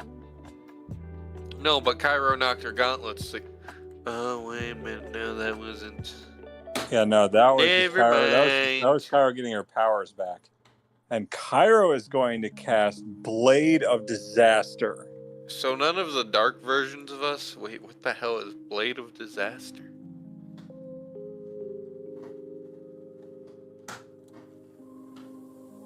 But none of the dark versions of us have a turn between any of ours. That's interesting. I would say it's probably like players versus enemies. So Cairo's casting Blade of Disaster, and that takes a bonus action to do that.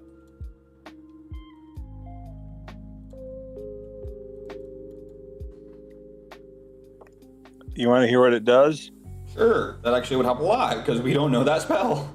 Yeah, actually. You create a blade-shaped planar rift about 3 feet long in an unoccupied space you can see within range. The blade lasts for the duration, which is 1 minute. When you cast the spell, you can make up to 2 melee spell attacks with the blade, each one against a creature, loose object, or structure within 5 feet of the blade. On a hit, they will take 4d12 force damage. This attack scores a critical hit if the number on the d20 is 18 or higher. On a critical hit, they'll deal an extra 8d12 force damage for a total of 12d12. Was 12d12 is the maximum damage that spell can do? Yeah. What level is this spell? This is a 9th level spell. Man. Cairo got her power back, and she is feels bad to be an artificer right now. As a bonus action, on your turn, you can move the blade up to 30 feet to an unoccupied space you can see, and then make up to 2 melee spell attacks with it again. That is something only she can do. Yeah.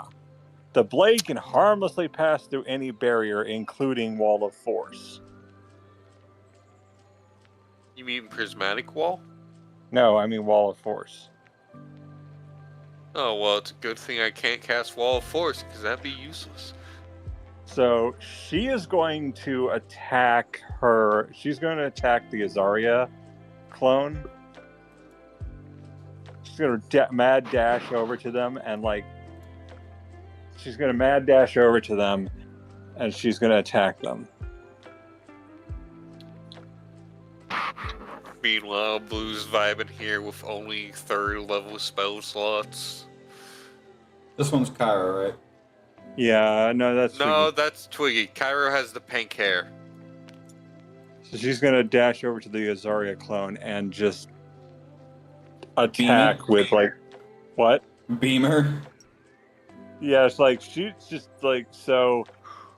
I have to make I make 2 melee spell attacks for the blade.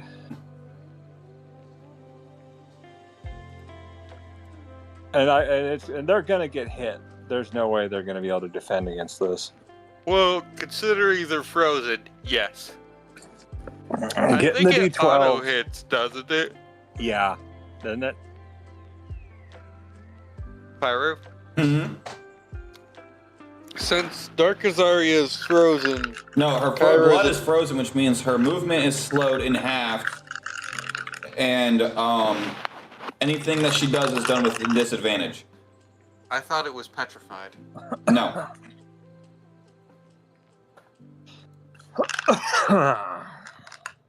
So for this, She has 5 turns before she has the properties of petrified. Okay, you still have to roll to hit, Kanna. Yes. I was mistaken. it's a 19. Pretty Crit. sure that hits. That crits. That means that Wait. Isn't Cairo a wizard? Yeah, but the spell states it crits on an 18. Oh! I missed that part. So on a crit hit, it'll do 8d12 force damage for a total of 12d12 force damage. So I have to roll the 12d12.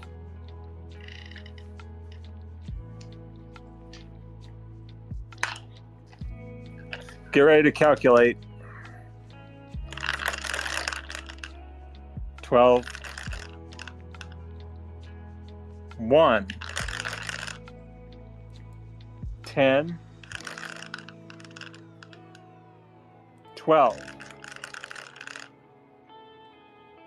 8. 9. 10. 10. 12. 10. 9. 1. 7. Let me know if I go overboard. 8. 10. 8.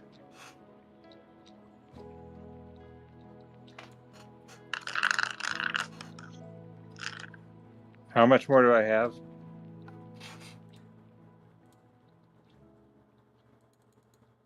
Guys? I'm not paying attention. I'm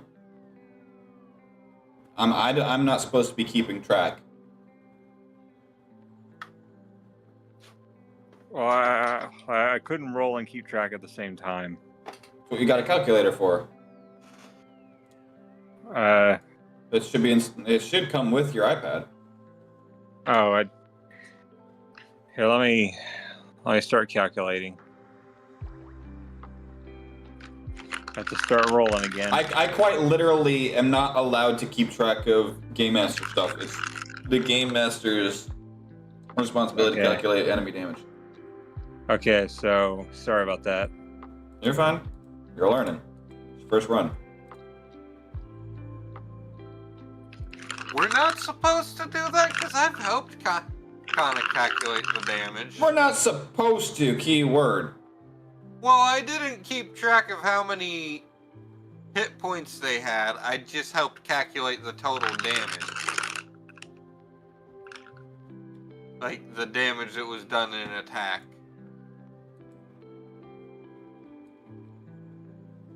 And now I realize that I forgot that Kanna's iPad definitely has a calculator. I'm calculating it.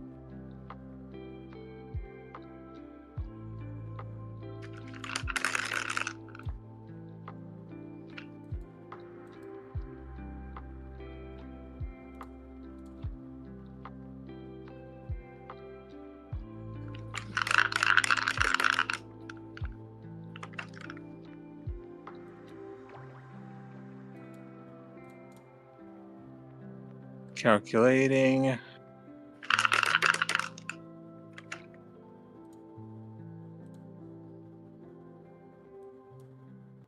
Have you lost Medicaid or... Think you get more at the max?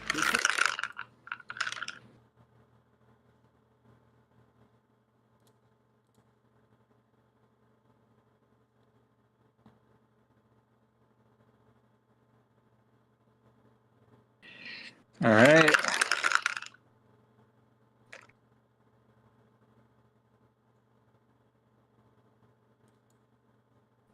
Yeah, word of advice, this is gonna hurt. Gonna hurt who? This is gonna hurt the Azaria clone. Oh, Dark Azaria, so no one has to worry. But Dark Azaria. So it's only Dark Azaria's problem. Yeah.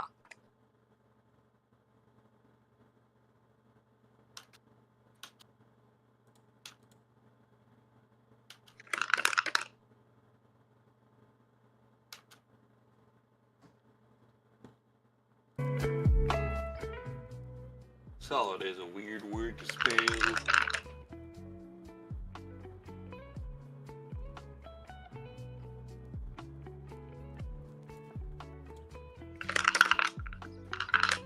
You ever go to burp but then you yawn?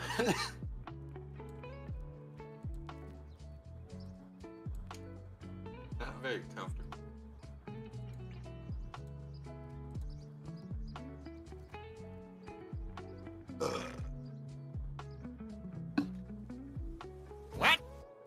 What?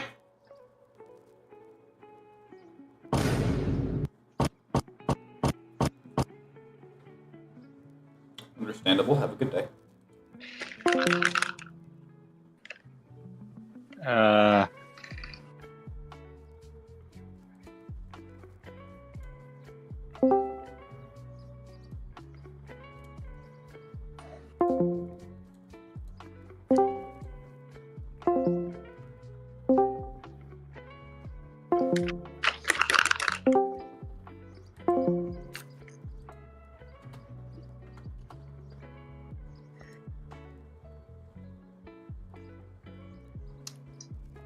So,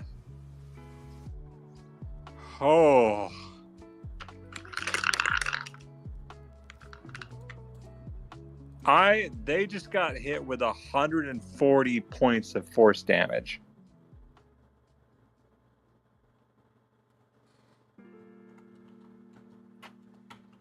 And, hey, Pyro? 119 is totally a bigger number than 140, right? No. But 119 definitely kills Azaria. Well, that was being 140. sarcastic because Cairo just dealt 140. So, yeah, she killed the crap out of her. Dark Azaria is just completely gone. Yeah, just basically when Cairo unloads, she's like Fist of Shambhala, and she immediately punches them through the wall. I hope they have insurance for that. There's an Azarius. There is an Azaria-shaped hole in the wall, which goes through several other walls in the castle and out the other. Like you can see. What about the fourth wall? Yes.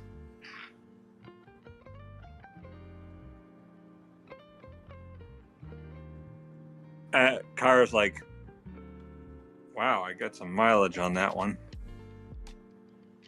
I was hoping for a little more distance. Well, it probably doesn't help that we're inside a building. And she's like, that never stopped me before. It's like, so.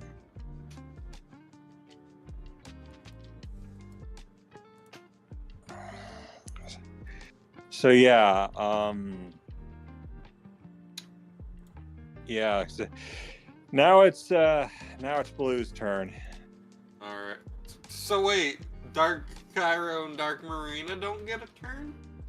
Oh no, wait, yeah, sorry.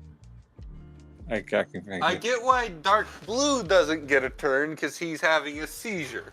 Okay, yeah, sorry. I'm trying not to get mixed up here. So no. And Dark Azaria just got introduced to the afterlife. So Dark Marina is going to try to throw her harpoon at Azaria. She may certainly try. Oh yeah, she also has 90 feet of rope now. No. No. It doesn't clone inventory. It clones the weapon, and the weapon has 90 feet of rope currently attached to it. Because Blue's revolver is cloned. It clones weapons that it clones items they would need. Because Blue's revolver is his main. Well, actually, it would clone Blue's revolver and his hammer. But that's besides the point. Because his casting focus is his arm. As we've discussed. If that is what the game rules allow for. Otherwise, it might actually be his hammer. So, yeah, throwing the harpoon at Azaria. Okay, they gotta roll to hit. Yeah. Harpoon stats. So, you need to make a con save against a DC of 10 or be harpooned. Did they hit me? Well, they roll to hit, Kanna. Everything rolls to hit. All right. Well. All right. You know, except for Magic Missile, but Magic Missile is different. Magic Missile never misses. Oh, they got an 11. So that's a no. Fortunately, that will live. Marina's not real skilled at throwing the harpoon up in the air. Well, this isn't like this is not even her, but well, presumably it copies our skill sets, and also harpoons are traditionally thrown horizontally or vertically down, or diagonally down. Plus, not she's been vertically up or diagonally up. Plus, she's been stuck in an area for a long period of time, unable to move out of there. So probably also a bit rusty at that rate. Yeah. Now it's Dark Cairo's turn. Who's going to try to throw a punch at Azaria? In midair? Okay, hold on. Anime jump. Well, she's going to try to throw a concussive air punch. Can she do that considering that she has none of the powers of Cairo? She has her strength, kind of, but like it's a nerfed strength. So it's Also, like that attack doesn't make sense, Kanna. Like from a game mechanics perspective. well, Pyro? What do you need to normally roll to avoid force damage? You don't? If the attack lands, then it lands. All right, then I'm just gonna roll for it to see if it lands. It would be a disadvantage. Yeah. So I would argue that we might have to make a new rule set of extreme disadvantage, in which case you have to roll 18 and 17. What is she even doing? She's basically punching with enough force to release a concussive blast of air. She's Hadoukening your ass. Yeah, it's basically Hadouken. But with How? Physics is saying the hell. You're not a monk! No. I'm almost certain that's like actually a monk ability using key points. Do you want me to change it? Just for like... It shouldn't work, is what we're getting at. Because I'm 30 feet up in the air. And you're also using an ability that I'm pretty sure actually exists in the game, but belongs to a different class and uses a different damage type. Okay, then she's just going to cast Fireball, if that's okay. Like, can't monks do something like that, Pyro? Yeah, they can. Yeah, that's... Because they're the literal martial artist martial class. There's no ifs, ands, or buts about it. They practice, like, what is traditionally thought of when you practice martial arts. Yeah, well... Which is why Gallad being a boxer still makes perfect sense, because boxing is a traditional style of martial arts. So I'll just have her... No, swordsmanship is technically different from martial arts, but some martial arts incorporate swordsmanship. They're different forms, but they're both... Actually, no. No. Okay, so All melee combat's martial arts. I'll just have her... I had her cast Fireball instead, and it was a nat 20. Well, you don't cast Fireball and roll a hit. It's you pick a point, and then everything within 20 feet of that has to make a roll. Oh. Makes a vibe check. Okay. Sorry, I'm failing really bad tonight. I'm sorry. So where are you where are you centering it? She's centering it where she's like aiming upwards, so she's centering where Zarya is. Okay. That is going to be a 15 to dodge. Considering Cairo would be level 20, Well, not this version of her. what level would this version be? This one would be like 12th, which is what this would be 12th level. Okay, so that's 4 plus probably an 18 to... Wizards use wisdom, right? No. Int? Yes. So probably also plus 4 to int, and then plus the 8, so that's grand total of 16 probably. So yeah, I failed. Okay. Now it's So what's my damage? let me just roll it out. It's a 13. It's a not very powerful fireball, but I won't complain. Wait, Kanna, did you roll a d20 or 8d6?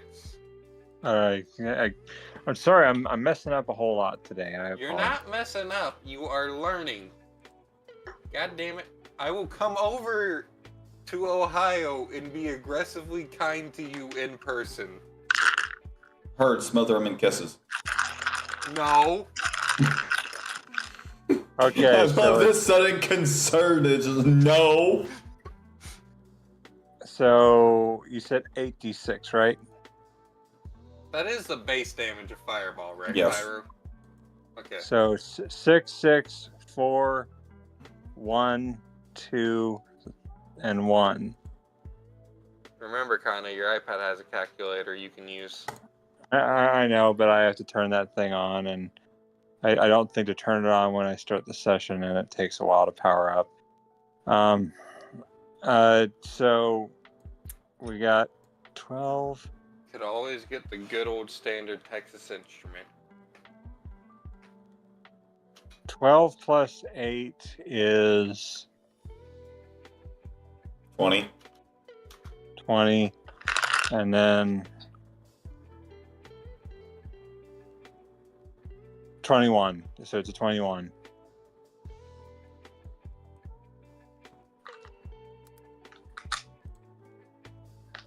That's what we got, 21. Yeah. Now it's Blue's turn. Alright, hold on.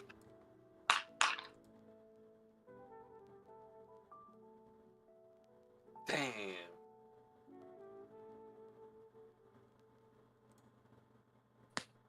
Dark, hold on, wait. Yeah, I just need to reach that square. Nice. Actually, wait a minute. That square is... Where is that square? Ooh, that square. What about there? One better two. Wait a minute. Can you stop going spastic over there with your mouse? No! Okay, that square is right there. What the hell? So Boo's gonna walk up behind Dark Boo and grab him by the... just hoist him up. Just hoist up his seizure and copy. Yeah. Don't worry about what nefarious things are going on. Oh, also, he's gonna take Dark Blue's revolver and Dark Blue's hammer.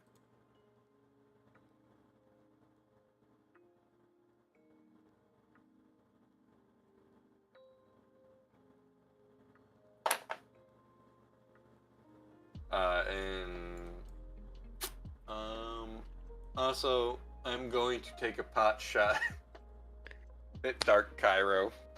I say pot shot like I don't have Gunner, which gives me close range, and Sharpshooter, which gives me far range, because I am the menace to society.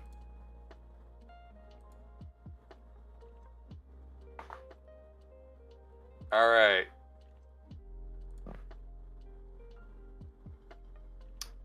Kanna does a 14 hit Cairo. Yes. Is that at armor reduction level? She like, the only armor she has is on her wrists. So So Not- is she classified as unarmored? yeah, she the only armor she Pyro, has, how do you calculate evasion level? For what? Because unarmored, you Like- have to have a certain proficiency ability score for it to trigger. If you are okay, for light to no armor, how do you calculate evasion level? 10 plus your dexterity modifier or agility modifier. Okay. And then since she just has gauntlets on, she wouldn't have a regular ace AL, would she? No, because they're considered weapons and not armor. Okay, so is her AL 0? well, considering that she was severely weakened, yeah. So it doesn't matter what the EL is then. I hit for full damage. Alright, cool. Because I'm using the sharpshooter feat and I had actually rolled a 19. but I wanted that sweet plus 10 bonus damage. Am I supposed to I'll start announcing when I'm using sharpshooter before I ask what the damage is.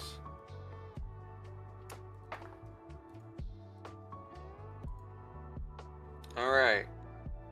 That is a 15 to hit. Or 15 points of piercing damage. I imagine Blue shoots off one of Dark Cairo's horns just to piss it off. These things are emotionless, so they don't really... Well, that's a damn shame. How does Cairo feel about the fact she just watched her copy get its horn shot off? She doesn't really care because it's a threat to because it's a threat to the people she's with right now.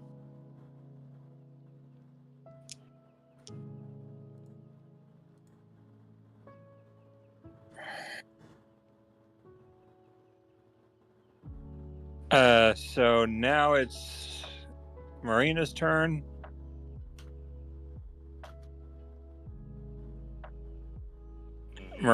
Yes?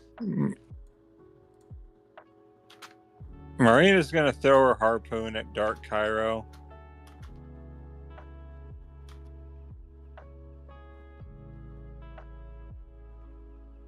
They have to roll a DC 10 or get harpooned, I think. I have to roll the hit, yeah. Yeah. Sorry.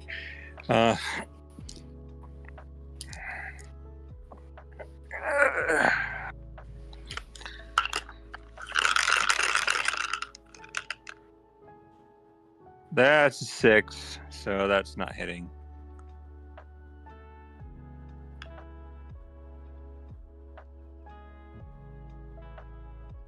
So she misses with the harpoon. Next is Cairo's turn. Who uses her blades of disaster again. Bonus action, she can do this.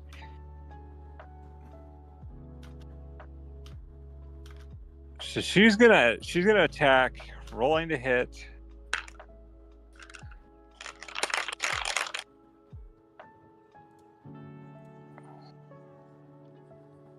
So I just have to roll out the damage here because it wasn't a crit.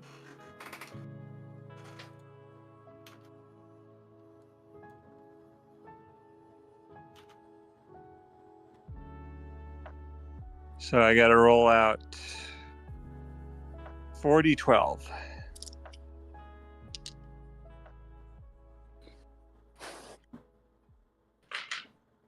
Roll in the D. Yeah, I know that. Like, I know this spell is insane, isn't it?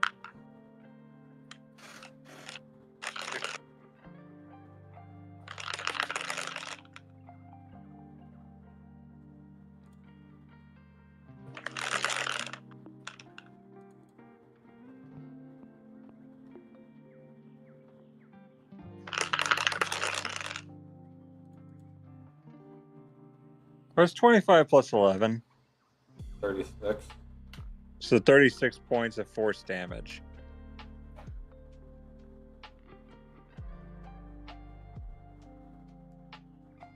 Which freaking killed the crap out of them. They're dead. They were already weak to begin with. Yeet. So you managed to... You won. No, Dark Marina's still alive. Oh. And technically, we didn't do anything. Yeah, you did. Cairo has gotten both kills. And Marina has gotten the other kill, actually. Marina was just smart with her thinking, that's all. So now it's Cesaria's turn. I'm gonna hold my action and just keep myself on guard. So it's going to try to throw the spirit. Azaria will roll with disadvantage.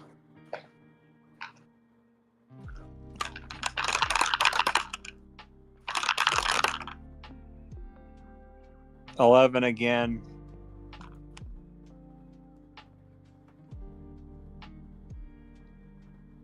Blue, you're up. All right. So,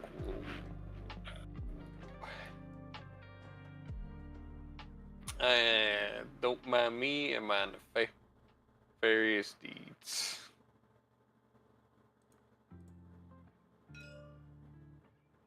All right, blue is going to drag dark blue right to there, and Pyro, would firing my gun next to someone, like to shoot at an enemy I can see within visual range, would that possibly cause them to be deafened, or are we just or No. does the game rule? The Game rules dictate we all have earplugs whenever anyone fires a gun. Pretty much. All right.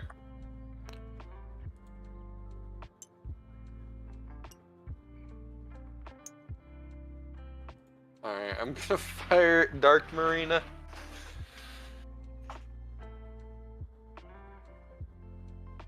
Actually, Kairo's probably in the way of my blunderbuss.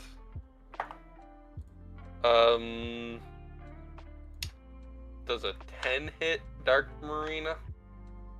And I am not using Sharpshooter, by the way. I just rolled bad. Actually, a 12, because I can't count.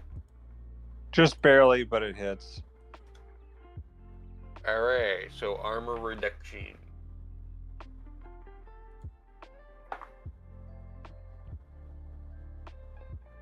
Alright, that is a 10 points of piercing damage.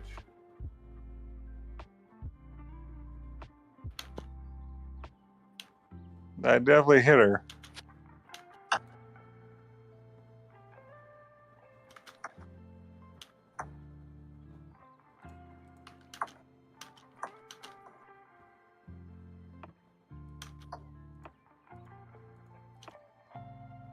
Alright, that's gonna end my turn, because I'm saving my spell slots right now. Marina's turn. She's gonna attack her doppelganger with the harpoon. Roll to hit. Pyro's probably confused as fuck about that quote I sent him. Didn't hit. That was a 2. Because I randomly quoted a song lyric and stuff. Marina and Dark Marina are tied for not being able to hit their targets. No, I feel like the captain still has the lead. Look, man, the captain the captain needed glasses and didn't know it. In his old age, he didn't know he needed glasses.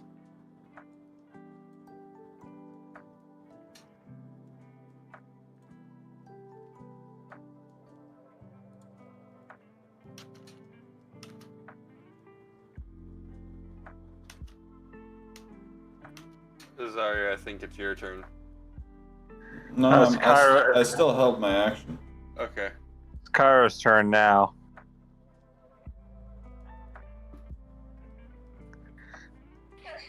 So Kairo's going to attack the Dark Marina with the blades. Roll to hit.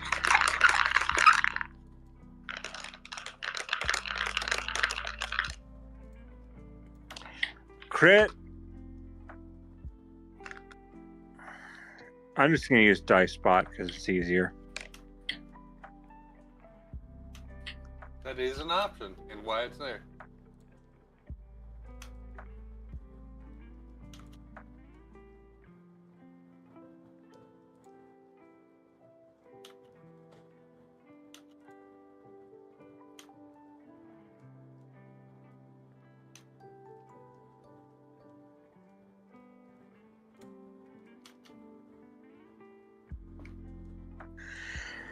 Okay.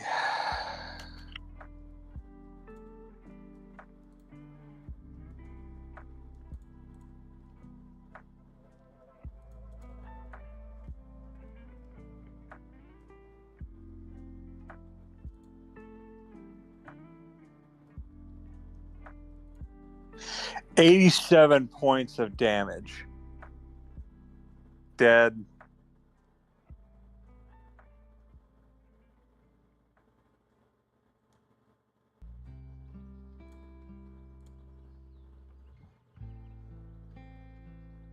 Guys? I heard. Sorry. Sorry, I spaced for a second. I was listening to music or to a song, Pyro sent me a while back. These things aren't very strong. So, it's dead. Yeah. Yeet. Now that's Are all. we? Are we out of combat considering Dark Blue is incapable of combat? Not yet. The core basically is like. It's like. The core is like confirmed. Critical threat detected. What does that mean, Kanna? It means that it's realized that the normal defense system that it has did not work on you, and Good. the normal system defense did not work on you. You defeated it. It's like alerting. Where did I throw Dark Marina to? It's like alerting. Power down. Pyro is Dark Marine. Okay, what happens to Dark Blue is.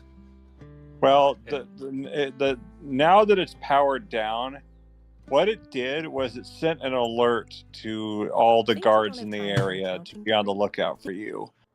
So now the Dark Blue has been deactivated and just falls limp. He stopped seizuring. Yeah.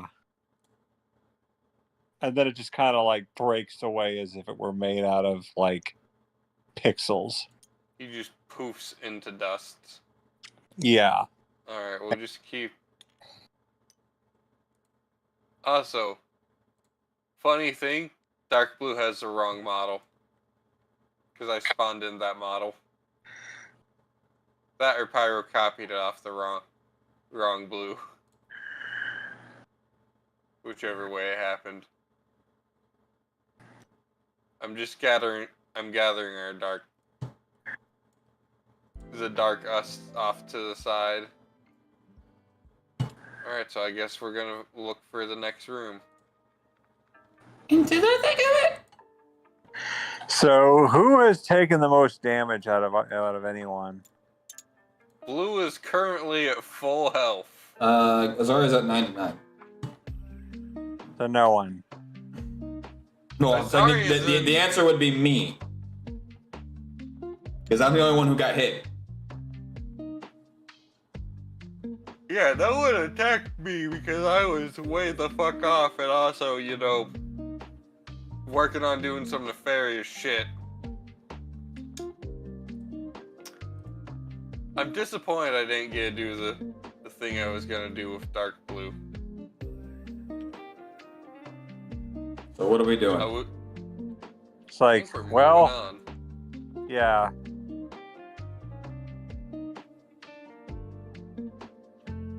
Come on. So now what? It's there. It's like where to the next room. It's like where do you choose to go? So what are our options, Kanna? Well, I assume we came in through this doorway. No, right? we came through the stairwell in the middle. And well, okay, I got a plan. I had to think for a second. So, after defeating them, the doors shut. It's like all of them shut close, and a voice says, "All right, you've shown that you've got incredible strength. I'll give you that. But let's see how well your brains are." The door. Flip's voice. Last I've checked, I've gotten plenty of brain. Like, yeah. so I'll offer You're you. literally talking to a guy who makes his living by being the defense engineer for an entire town. I am the chief defense engineer. the door is riddle locked.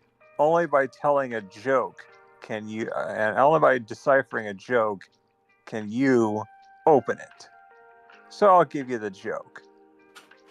You? It's like, oh, you're real funny. Oh, I try. Like, so, in order to Twiggy, get, kill this man. I can't kill anyone. That's not actually a rule. Wait, is that a rule of genies? Yeah, you can't kill anyone. You can't bring anyone back from the dead. Can't make anyone fall in love with you. Rule number one: Yeah, I can't kill anyone. Ah! So don't ask. You're rule right. number- That it. Can't kill, can't make fall in love, can't wish for more wishes. Well, Like, also it's- you can't bring back from the dead Yeah. It's not the pretty because picture. most people I don't aren't. like doing it. Because most people aren't careful enough with their words for that one, and it doesn't turn out well. So she's like, I can't kill anyone, so don't ask. I could throw those guys into the river, but that wasn't killing them. Can I ask you to put them into a position which would lead to their death via inaction? Well, I technically don't know if he even can die, because isn't he a dream construct, and dreams don't technically live, therefore they cannot die, and oh no, I've gone cross-eyed. So what's the fucking joke? Well, it's like, to get by this riddle, here's a thought for your trains. What's Hey, another that's word? no way to address me. Like, what's another word for a crazy ambition? I hope your train of thought is ready. An obsession?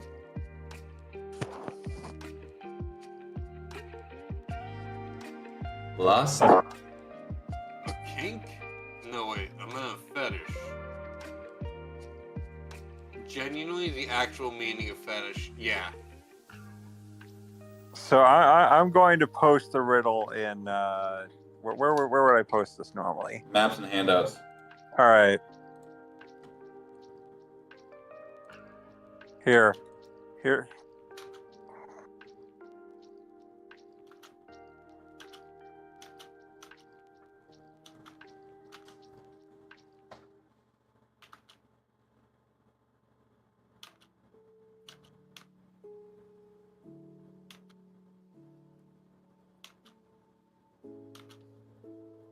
Okay. Analyze that riddle well.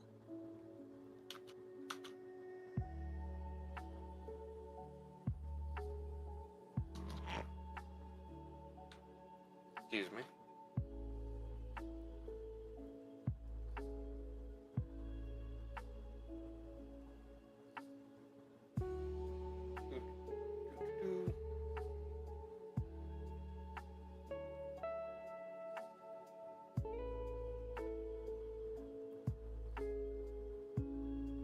Hope your train of thought doesn't derail. What's another word? So the word we're looking for is what our train of thought derails.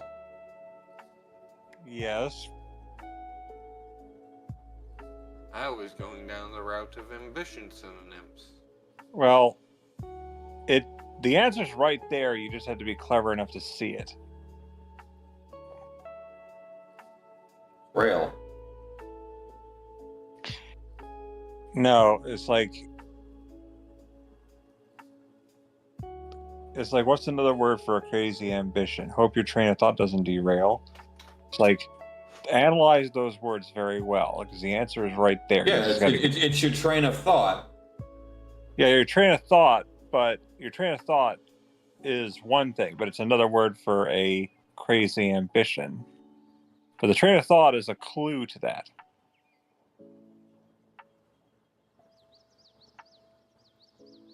My ADHD is kicking in.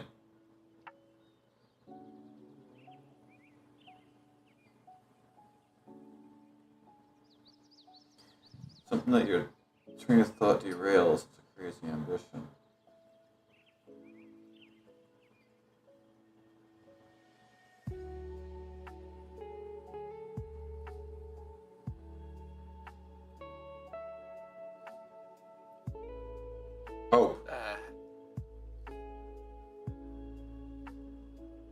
Hope is a crazy ambition. Obsession. Okay, hold on. My screen is blacking out every like 30 seconds. Give me a minute. Control Windows Shift B. Press and hold all 4 of those keys. Control Shift. Windows B. Oh, wait.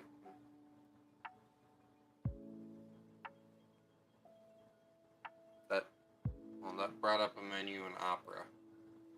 You're supposed to press like Control Shift Windows B. Press and hold all 4 of those at once. I am. Your screen should go black, and you should hear a beep.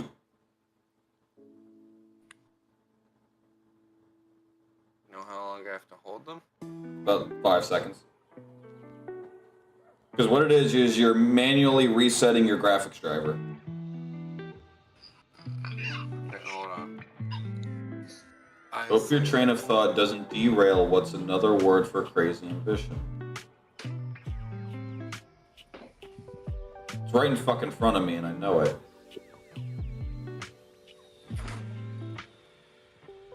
Oh, wait, that's all.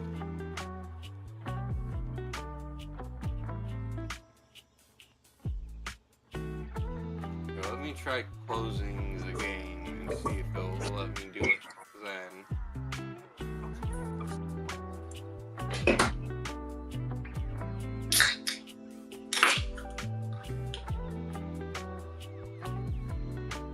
I put a lot of thought into this riddle.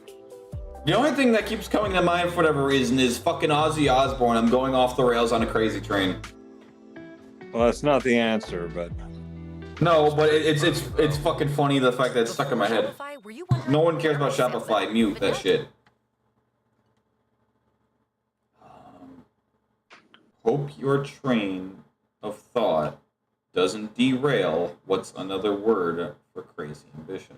Well, my everything seems to be fine. Pyro, can I get an invite back to the game? Yeah. Aspiration, desire, energy, enthusiasm, Hope. initiative, longing, love, lust, passion, presentation, spirit, vigor, yearning, zeal. Homie is just reading the thesaurus. Yeah, actually. Adore, avidity, craving, drive, eagerness, earnestness, emulation, enterprise, hankering, hunger, itch, keenness, moxie, push, striving, thirst, fire in belly, get up and go, right stuff. I'm just gonna let you know it's none of that. It's actually something a little more. Aim, aspiration, desire, dream, goal, hope, objective, purpose, wish, end. All right, at this point, I feel like we're just guessing and checking rather than actually trying to figure this out. Yeah, like. Well, considering I've always sucked at this specific kind of puzzle, because the way my brain works, I actually cannot, like, wire this shit together in my head at certain times of the day, and we're at that time when we play. Well, Kanna was trying to give us a fucking hint, man. Hold on. So what were you on about, Kanna? It's none of that. It's actually a pun, but you're gonna have to think about it for a good while. Oh, if it's a pun, I'm never. Remember, they said it was a joke, but it's a joke that actually fits the puzzle. What's another they've word? already said it? Hold on. No. Hold on. Hope your train of thought doesn't derail. What's another word for crazy ambition? So it's a train joke. Yes. So I want you to think of everything you know about train. Loco!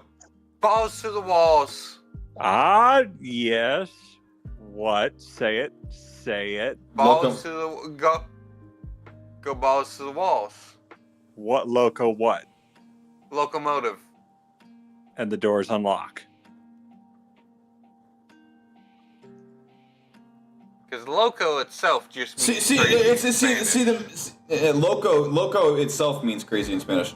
But it's a train pun. Derail, crazy, loco, and that's what it triggered in my head. A crazy ambition, a locomotive. Oh! Well, you said. I get it. Okay, now it makes okay. I hope your train of thought doesn't derail for what's another word for a crazy ambition, a loco mode. Okay, fuck off. Fuck off. That's pretty good, Kanna. How's that for a riddle? Maybe not the right time of the day. Like if this was like maybe 4 hours ago, I probably would have gotten it quicker. But but I could see the wheels turning in my head. It's like, okay, train, derail. It's a pun joke. It's got something to do with trains. We're thinking too much on the ambition. Locomotive. God fucking damn it.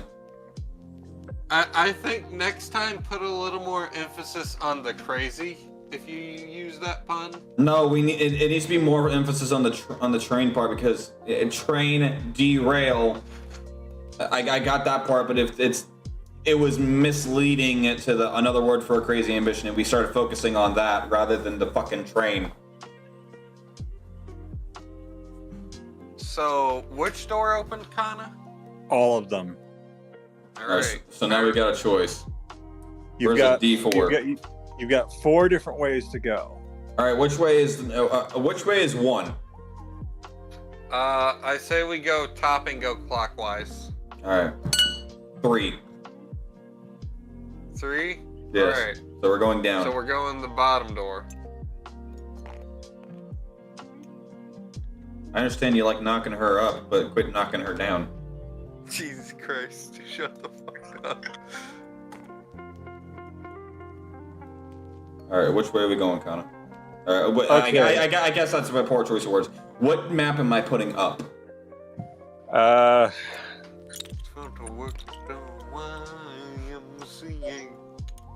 So you actually managed to find an Easter egg Okay. by going down. What's the Easter egg? I'm scared to know what the Easter egg is. We're about to get murked. 2PK. So I'm gonna need you to pull up the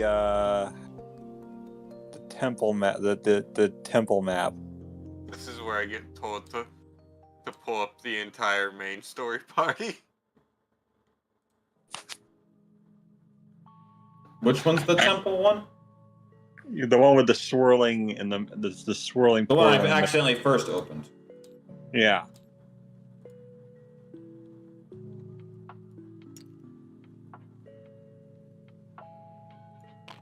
See, this level is like a labyrinth, so it leads you any number of ways. But because you entered the right door first, you encounter an Easter egg. Oh, Chupeku. I love these guys. I love Chupeku. Wait, what's So- happening? The name, the cartographer name is Chupeku. I've seen them in like hundreds of ads, and I actually looked into their Patreon. They've got fucking stellar maps. They're like 8,000 something odd maps. It's just I can't afford to fucking support their Patreon. Otherwise, I would. Holy shit! Beautiful maps. So you encounter the Dream Well, the area where the Dreamweaver is being kept, and she is strung up over the Dream Well, knitting dreams into it. And she's like, "Please help me. I'm already sore here." I'll trade place with this. Yeah, I like being sore. But you also see Blue, put the bat away. You also see. What? No, that's Gregory. Blue was raising his gun at the chain. Gregory's chaotic evil. Blue. No, Blue. it's the no horny bonk bat is what I was getting at. No, Blue's also been horny, so of course he doesn't have the bat. It's Cairo who has the bat. So you also see. I need you to get a dead cat model.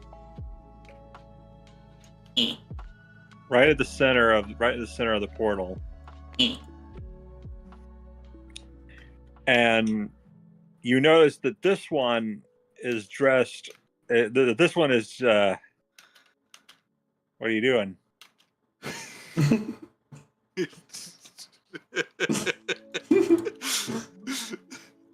That is you lose. So someone cast enlarge. And he is confused. He's like, ah, and he's like, what? What? Because he's doing the fucking I don't know shrug. So What?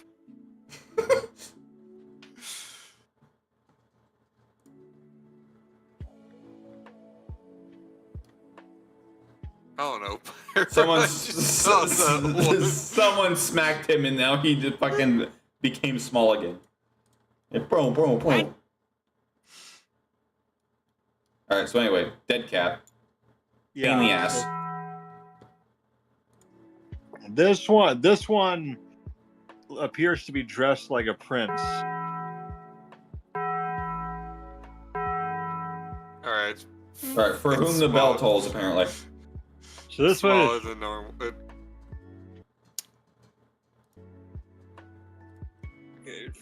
so this one appears to be dressed like a prince.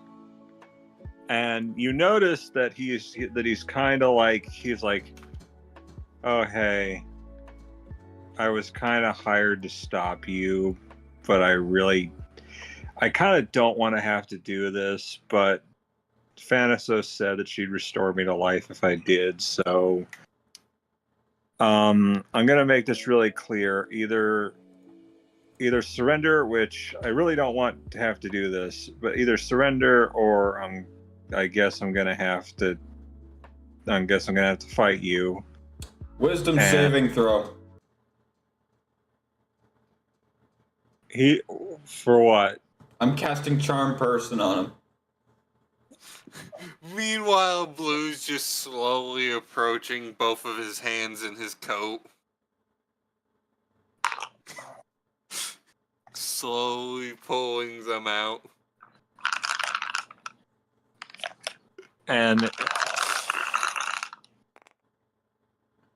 he got a 19. No, he didn't. Reroll that shit. Silvery barbs. Is that a cantrip? Yes. It's a reaction-based spell. 20 and Next 18. long rest, remind me to ditch one of my cantrips for that. 20 and 18. Well, that's all I got. And he's like, that wasn't nice. I guess I'm gonna have to fight you. Meanwhile, I didn't do anything. I was just trying to make sure you understood that we're friendly here. And it's like, yeah. Blue's about here. And he's like, so he's like, how high up is the Dreamweaver from us? She's a good 20 feet upward. And so he's like, okay, let me set you guys straight. My name's Edgar. I'm a lich. I didn't want to be a lich, but sometimes when you that's not how that works, but anyway. Yeah, you don't accidentally achieve lichdom, buddy. It's like, and he's like, oh yeah, I choked on a chicken leg at a Halloween party. Next thing I know, I wake up dead because some skeletons decided they wanted me to be a lich. That's not at all how that works. You're a different kind of undead magical. Meanwhile, Blue's walking up real close. Anyways, so Kanna, what's the Guardian wine capable of healing from? Pretty much anything, right? Usually, but it doesn't work on undead. You think it could heal from radiant? Oh, so it won't work on Blue. No. Well, You know, I'm kind of curious to see what happens. And I kind of don't think there'd be a better time to use this.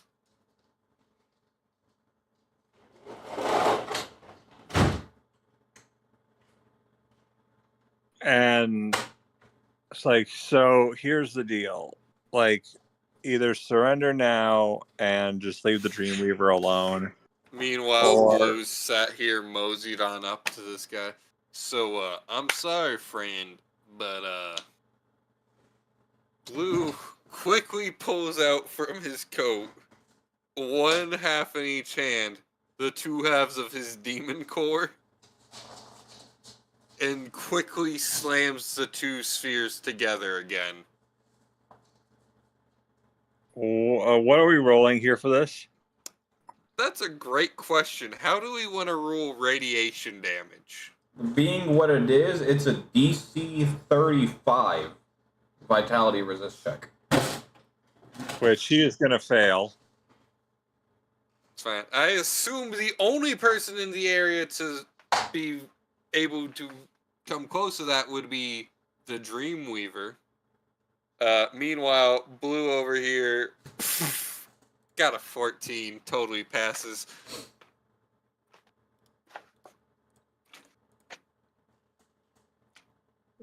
So what's happening here? Blue has pretty much just given himself and this bastard a lethal dose of radiation? Which would be nice if he wasn't already dead.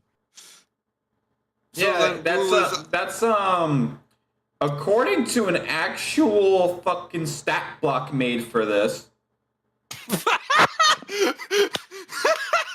That is 15d10 plus 100 necrotic damage, on top of another 15d10 plus 100 fire damage, on top of another 10d10 plus 100 force damage, and everything within a 10-mile radius has their maximum hit point reduced by half of the damage dealt in this way. Is that for a nuclear bomb? That is for the Demon Core. That's wrong. I'm looking. You just killed it. No, that's like factually wrong based on the actual Demon Core. Because the Demon Core's radiation disperses far more quickly because it wasn't a properly made bomb. It was only... So, the deadly part of the nuclear bombs is the fact that they are an explosive combined with radioactive material, which serves to create fission. What I'm doing is I'm firing radiation at us by colliding two radiation shields around a piece of radioactive material, which is what the Demon Core actually did. Because everyone outside of the room of the actual Demon Core problem was pretty damn fine. Because that was sufficient enough, even though those weren't walls much different from standard construction style today, presumably concrete, helping out a little bit more. But I'm just telling you what the actual item is read as. What the stat block well, the stat block's wrong. I mean, I get the damage makes sense, but the range is no. If it were Fat Man or Little Boy, yeah, but because the Demon Core was never turned into an actual bomb and was just some used for experiments, no.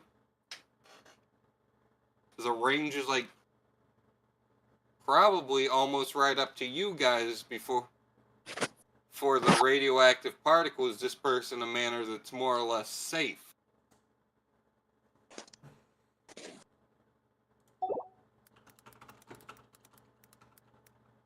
If I remember what actually happened correctly.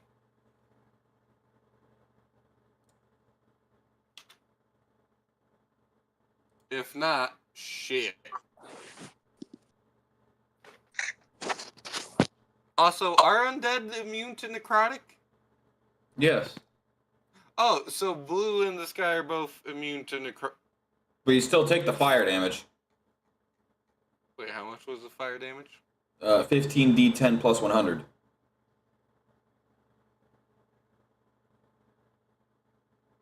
Okay.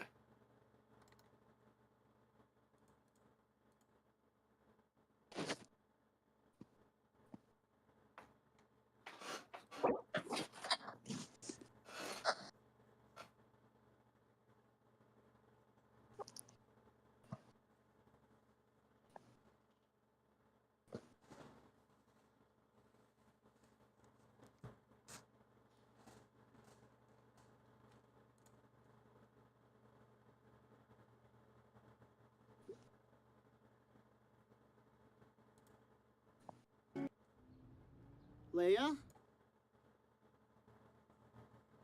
So, what are we doing? Hold on, I'm reading about the actual demon core to make sure I'm not mistaking. Because I was going to say, you would just literally fissure us out of existence. Oh, except for Cairo, because she's immortal.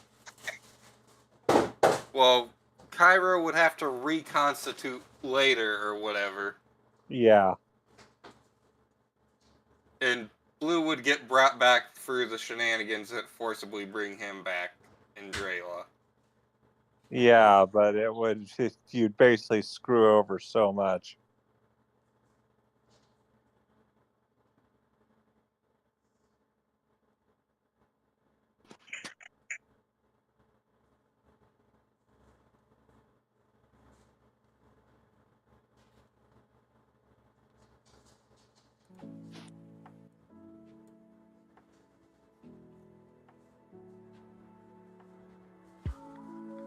Okay, it doesn't state how. Well, I'm going to go grab a drink. Let me know if I'm dead or not.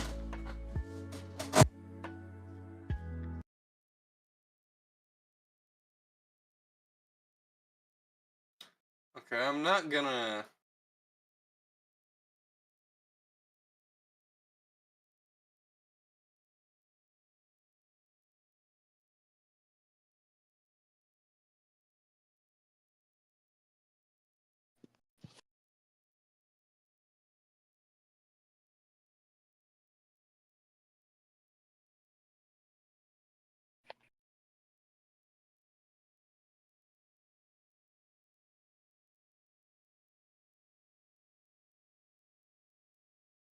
Cause I know it was part of a larger facility.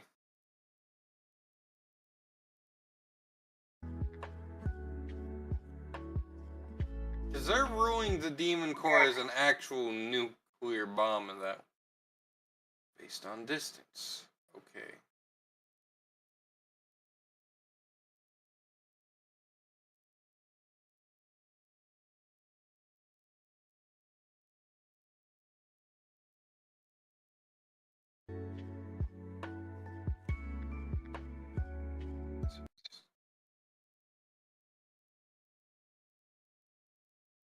I can't tell their distances, but they're pretty fucking close to the demon core in the second incident, which is the more famous one.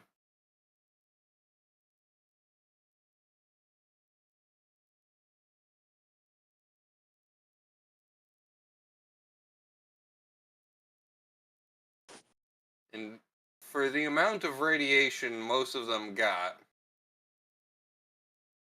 we have one guy who lived up to 52 years after age of 88, died of natural causes.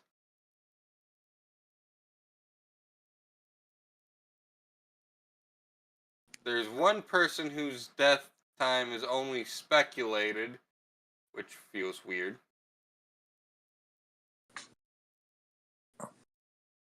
There's one person who lived 29 years after, died of aplastic anemia, uh, red blood cell problem creating some bacterial problems. I don't know the scientific terms to how to pronounce them properly.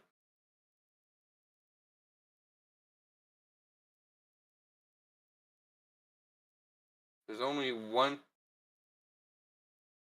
There's one person who lived 55 years after the incident. They were 26, one of the youngest people.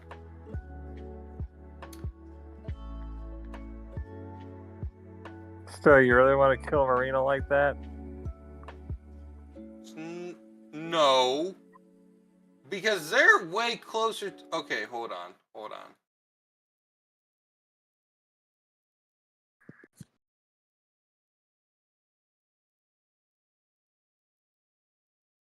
What is 13 times 5?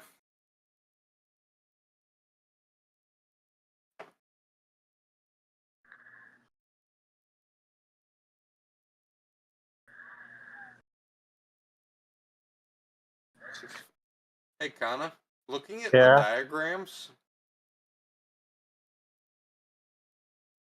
no one was like 65 feet away from it. I can't tell how big the room is because it doesn't specify.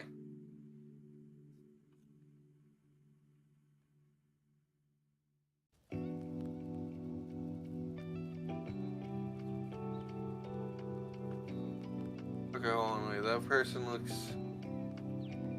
Those people might be 16 feet away? 8 feet, 8 feet. 3 feet. 1.5 feet. Alright, is all of existence wiped out? No. Oh. Because I'm like actually figuring this shit out properly.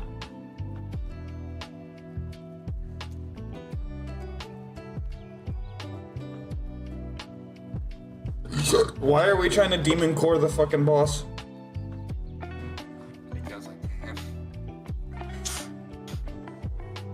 Because no. Oh, well, Because since I still have time, I'm going to the bathroom. Well, I just... Okay.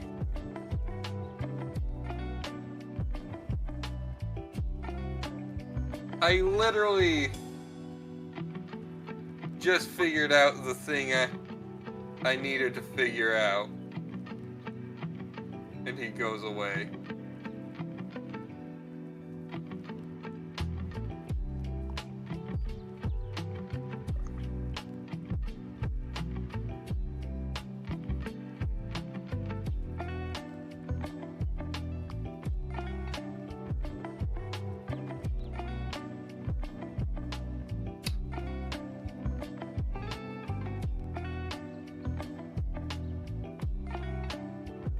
Okay.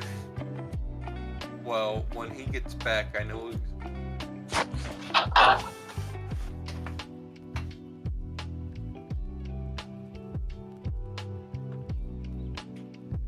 He's not like the final boss. He's an Also, no, but I figured the final boss would be way closer to everyone else than I figured we'd be in a much more tighter combat space. Unless we wouldn't.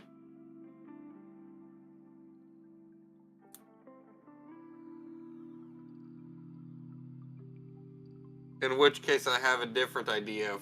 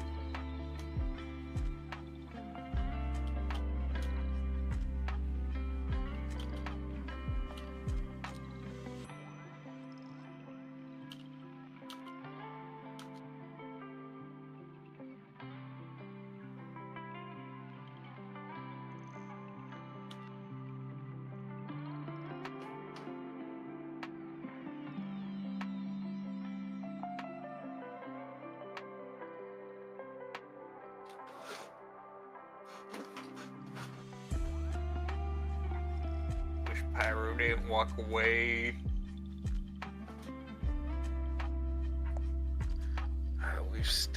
We've got an hour.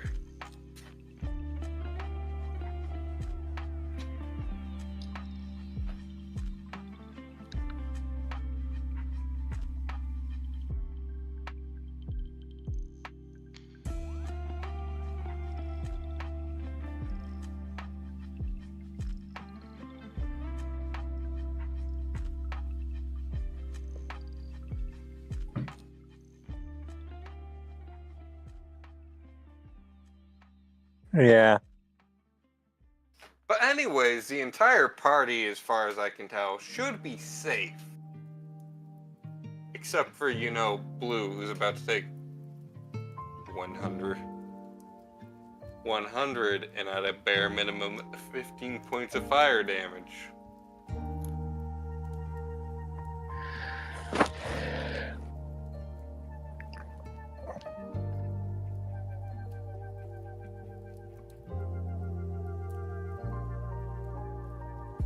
Have we come up with a solution yet, or? So, yeah. Based on the actual diagrams and reading what happened to the individuals very quickly, which I had, by the way, figured out the scale right as you left. People 16 feet away didn't receive a lethal dose of radiation.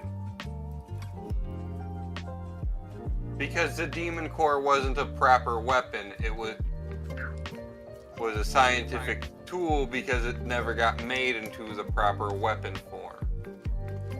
So even just the Demon Core sitting on a shelf, like in open space without being in a container, wasn't super deadly. So only Blue and the guy directly in front of him are taking damage. Get the yes amount of damage? Yeah. So we just watch as fucking this one dude and Blue just get atomized. They get Control Alt Delete out of existence. Maybe not, because Kanna still has to roll the 15d10, and I could still, luck out. It's 200 damage. Flat, not including the 15d10 and the 10d10. I thought it was 100 damage flat. So we have 15d10 plus 100 necrotic, 15d10 plus 100 fire, 10d10 plus 100 force. Oh shit. You've killed me. So yeah. Blue and this guy get atomized. But here's the thing though. So are they atomized or are they just dead? That obliterated them. Right, but are they atomized or just dead? Are we corpses on the floor, or are we atomized? Also, wait, where's the force coming from? Because the Demon Core is still not an actual explosive. I don't know. I'm just looking at the apparently wrong stat block. I don't make the rules, I just read them. Do we want to drop the force because whoever did that designed that as a bomb version of the Demon Core?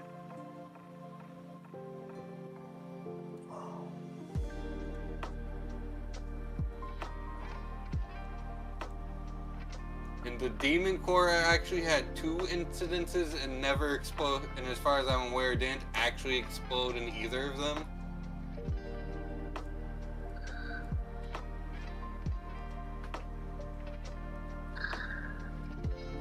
Do we want to drop the force, Kanna? Not what I say. Well, Because the force doesn't make sense because it's not an explosion. no, but Like a proper explosion. I feel like the fact that like what just happened. I'm gonna guess that they just get it's still a concussive blast. So it's like. So No, it's actually not. It's a radioactive blast of particle waves in which the party is safe, if I am correct in my... Imagine a microwave without the case. Yeah, so in other words, Everyone makes dirt faces before just dropping. So just Blue and Buddy Boy here. Just Yeah, the like dirt faces before dropping. We're they talking just like collapse to the floor. like what I posted in general, the DBZ dirt face. In general.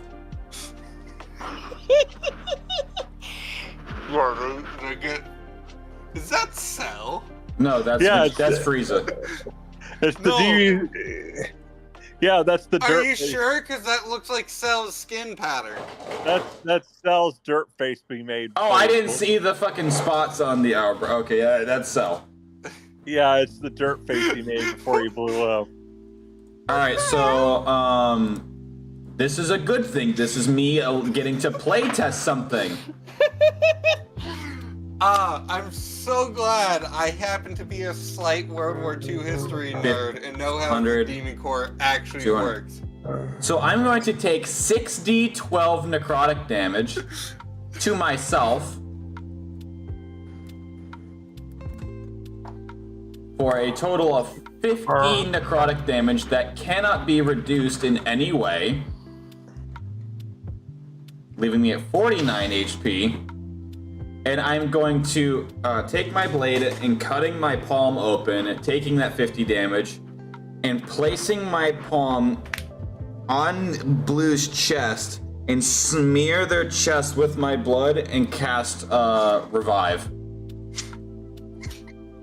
This is Frieza's dirt face.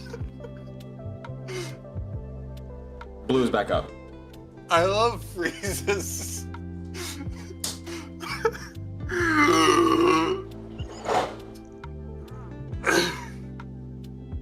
That moment when you're struggling to take a shit. I've heard hundreds of thousands of my own voice screaming and cacophony at myself. It was like dreaming, but worse because I couldn't wake up. She's gonna pick up both halves of the demon core and just throw one way the fuck out here and then the other way the fuck out here. Don't ever fucking do that again. And yeah. Kanna, what happens to the two halves of the demon core when they get thrown? I hope that went through. Yes, Yeah. I heard you make a water drop noise. It's like, well, Kanna, what happens to them? Also, how much health do I have now, Pyro? 1. One? I revived you. I put you on your feet at 1 HP. That's all it does. Because I sacrificed blood instead of actually casting the spell. Because one of my abilities, which is a first level thing that I get, which is a staple of the thing, Cold-Blooded Killer. At first blood, you can transform your blood into a deadly weapon and use it to fuel your magic and provide your body with enhancements to survive Ave. When casting a Blood Mage spell that requires a caustic material component, you can bypass the component cost by taking 1d12 necrotic damage per 50 gold of the component's cost. This damage cannot be reduced in any way. If the damage reduces you to 0 health points, make a vitality saving throw against your spell's resist DL. Should you succeed, you are left at 1 HP and your spell is cast at disadvantage. Additionally, when rolling damage for a spell, you may treat all 1s as 2s, and at 17th level, you may reroll all dice that you rolled 1s on instead. Who's gonna reach into his coat, pull out his alchemy jug, pull out a couple cups, ale, and he just kind of pops a cork. 2 weak. and First drink I could think of. Kairo's like, if we make it out of this, and we're gonna go to the Sleepy Lamb in disguise so nobody recognizes us and have a drink. Oh no, I'm going in butt-ass naked because they won't recognize me then.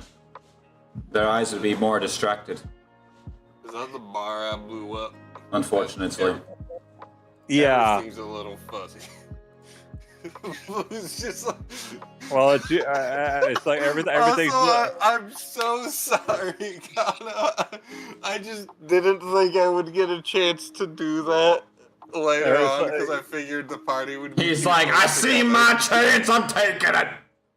It's like everything's But also, hold on. I actually need to know this. What happened to the demon core's pieces when it got thrown out?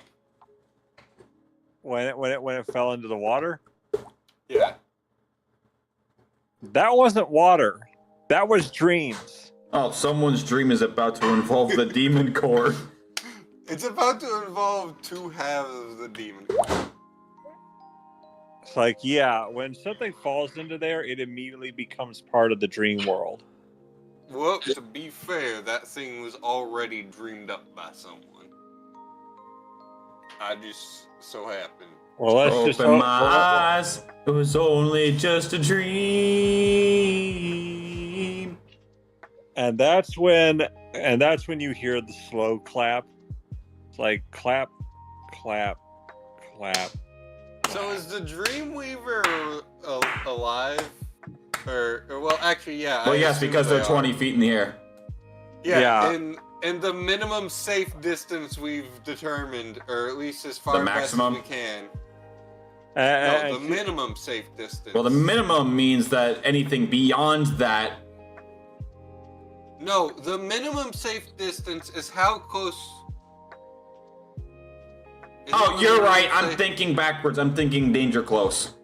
The Yeah. minimum safe distance for radiation for the demon core, at least in the way I used it, is 16 feet. And they're 20 feet, which is an additional 4 feet. So, minor radiation, take a shower, they're good. And Or we're they just have gonna 2 rads. Yeah. Meanwhile, Blue's over here with like 1 million. so the Dreamweaver just looks down at you. It's like, that was a pretty reckless thing to do, but you saved me. Can you cut me down now? My hands are tired of knitting. Azaria, can you get him down? Yeah, yeah. Patches is really. Wait, Patches the clown that lives in. Yeah, that's Patches up there. It's like, Zari's just gonna sigh and just. I could be getting laid. And flies up We and can- just undoes it. We can do that here in a bit. Also, wait a minute, what the fuck do you mean the alchemy jug doesn't produce ale? I thought it produced ale. Produces beer and wine. Okay, so I guess Blue says. You funny if I just gave Blue the but alchemy yeah, jug like, Blue and just said boiling hot tea. Anyways, But- but yeah, Thanatos re-enters and she's like doing the slow clap. I have no health. However, I still have most of my spell slots. You So could we're stub gonna your need to- toe and die. We're gonna Yes, need to I- put. We're gonna need to put Thanatos on the maps, like Which one was that one? the one in I got red. I know where I tossed her to. Yoink.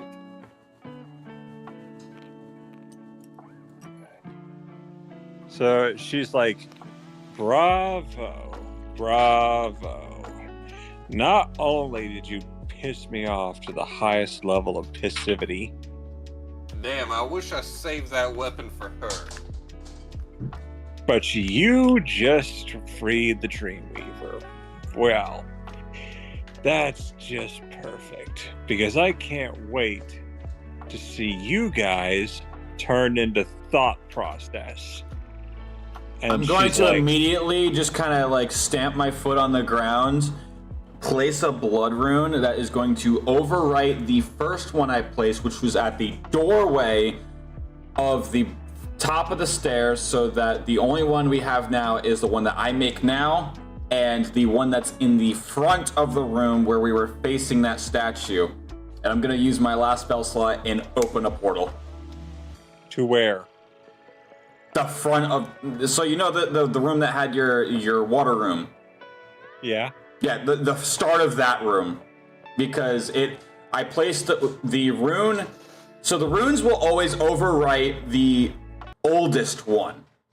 So because I went across the room, placed a room at the end of the room, and then swam back to the front of the room and then placed a room. When I stamp my foot to place a new rune, it overwrites the one at the end of the room. So I am essentially going to open a portal back to the start of the dungeon. With the last spell slot I have. But Thanatos is right next to the No. Cairo and the... They are not my concern anymore. The mission is complete. But we need Cairo to complete the mission. No, we needed the Dreamweaver. She was just a fucking... Cairo has the pay! I don't care. Zari doesn't care about pay anymore. She's getting herself and the Dreamweaver and Blue out of there. So you're just gonna leave Cairo and Marina? Correct. And I guess Twiggy. Wait Twiggy? a minute. Maychan can go beyond 30 feet, right? I just have to spawn it within 30 feet of me. What is it? Maychan. Yes. Okay. Hold on. Let me look real quick. Mage. I know for a fact Blue has Mage Hand. Hold up. Give me a sec. Mage Hand. Range 30. It vanishes if it goes 30 feet away from you or if you cast it again. Damn it. That's unseen server house. I have an idea. So do I hold on the blood rune then, I guess? Hold on the blood rune. I'm gonna do something a little bit dumb, but... Wait, how heavy is the Dreamweaver? She's pretty light. Cool. 5, 10, 15, 20, 25, 30, 35, 40, 45, 50, flight speed of 30, so we're going 30 up. 5, 10, 15, 20. Okay, I'm going to pick them up and just speed sprint over here. Stop my feet, place the rune. I was gonna steal the lamp. Blue's gonna dive through or tackle Marina and Twiggy through the portal. Fuck out of here. Cairo, come on! And Cairo's like, I'm right behind you. As soon as we get to the as soon as we step through, I'm stamping my foot, making another rune just so it cancels that rune out. And she's like Cairo's like, I left something as a present for Thanatos. Well, you did not need to inform us you shit your pants. She's like, Cairo doesn't wear pants. Oh yeah, right. Oh, so that explains. Yes. Also, I was gonna pop in a model to make the Remember, there's a sentinel in here. Give me a second. I'm trying to figure out what it's caught on. Oh, it's caught on her bitch ass. Fuck out. Meow. Fuck out the way. And then I guess. Yes, that there. And now. Yeah. That's we are now back to here. Okay, so this is facing the opposite way from us. No. This is correct. Because this.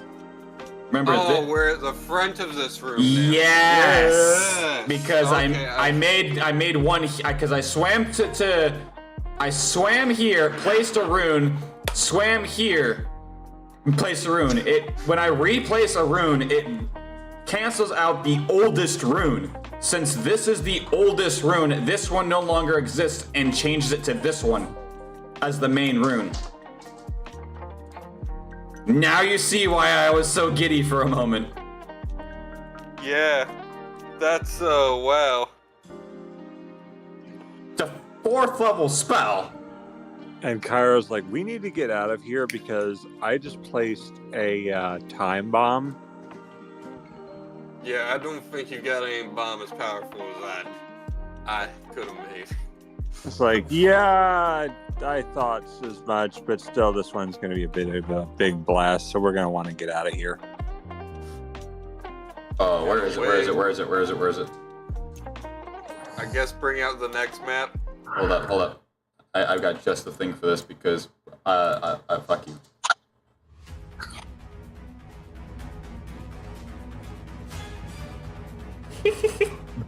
It's fucking chase music. You know what's funny though? It's fitting. All two of the times we ran and didn't progress the plot the way you expected in Parasite Eve, this is what played. Well, I just use this as a general like chase scene or like you're running for your life music. Marina, throw your rope down over the wall so we can scale down. So yeah, she does so, and you start seeing beams of light blasting through the castle. Jeez, the fuck! I'm just gonna fly. I'm flying. Goodbye. Have a good day. Goodbye. I'm leaving. I'm clocking out of work. And for my next trick, I'm going to show you how to make an employee disappear. Run.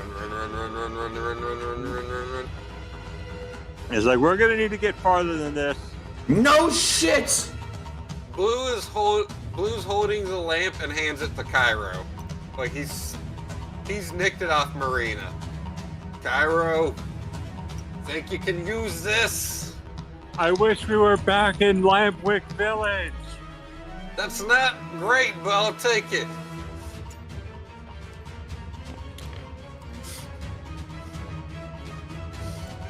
And we just get portaled out. And then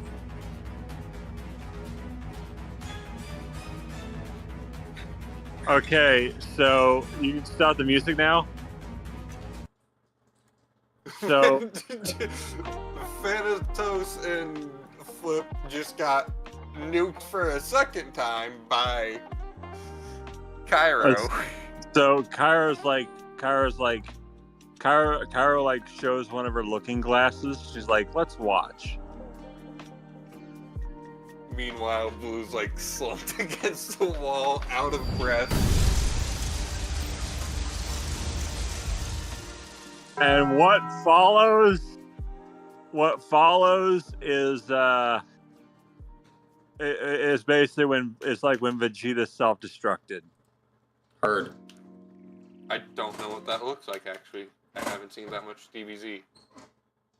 You don't remember what that looked like? No, they literally just said they haven't watched it. Okay, so I'm going to post this in general, like this. Oops, I put this back the wrong way.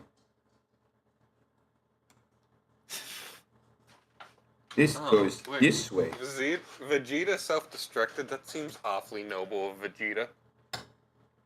Yeah, so anything for Bulma.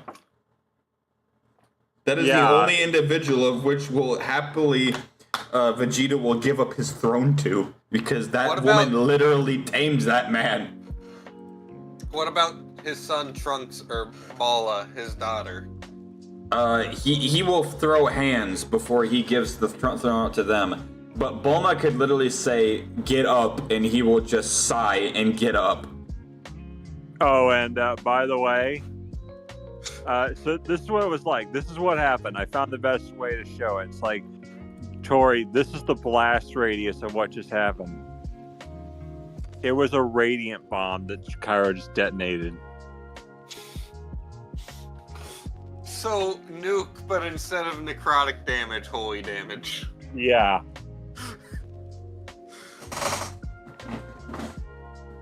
Every dead cap in that castle is dead no cap. Yeah. Oh, so Blue had stuck around there. You just erase him from existence. Well, you wouldn't, because he's got someone. Well, he's got connections to someone more powerful than that. Yeah, it's called Big Titty McGee. Oh, and no, radiant damage would do way extra damage to him because he's undead. I'm talking about you still being alive. You've got connections to a Big Titty McGee. Yeah, that's why this instance of Blue is still alive, but eventually he will get murked and then be resurrected and become a new instance. However, that will be the final time. Or, well, technically second to last time, because the final time is done by the Machine God breaking, or not the Machine God, the Forge God breaking the cycle after realizing who Blue is. After being the person to kill Blue, eventually. And, Kyra's like, well, we got the Dreamweaver and we blew up the castle completely. And Thanatos, I don't care if she is immortal, that hurt. And she's going to have a long time reforming from that. Plus, by the time she reforms, I will have already sent the council down there to have her apprehended. So, she's probably going to be locked away for a very long time. As for Flip, we didn't see Flip do that whole castle, so I don't know where he went. Hey, well, he can go flipping Nick. Cairo, I've got a couple kind of dumb ideas, and Azaria could also help with some of her wishes, but I have an idea of what would Flip become if he did stop being a dream concept and made it into the real world, into reality. He'd just be a clown. But he'd be a clown. Yeah, but would he be a human, or would he be like one of those clone creatures? I'd assume a clone, but at the same time, he's an illusionist and a master. He looks weird even for one of them. Would he be So you mean to tell me this whole thing could have been avoided if we just let him free? No. Well, because he in himself is a problem, Azaria. Because the chaos he could wreak if he was let onto the world would be astonishing. However, my thought process was, we used Twiggy to bring him to us, bring him to the real world. I know a spell that could stop his heart once we get him into the real world. It's not typical practice to use this spell this way, but it's rather amusing. And Twiggy's like, well, I found where he went, but unfortunately, I don't think I can go after him. What do you mean? Leave him be. I'm too sober to deal with this. He dove into the well of dreams. He went inside there. So what? He's just a concept now? No. It's basically like what happens if you were to... You know anything about mirror mazes? Yeah, what about him? Well, by diving into the well of dreams, he's basically traveling through every conceivable point in every conceivable universe's dream worlds almost simultaneously. In short, we don't know where he's going to end up or even what species he's going to be when he gets there. Yeah, but assuming he's still, standard humanoid size, I can stop his heart. Yeah, but it would take me hours and hours and hours and hours and hours and hours and hours and hours to find him. Because I don't know where he went. So, do I get to go home now so I can get fucked? I mean, I could. We get an in-room. I could help with that.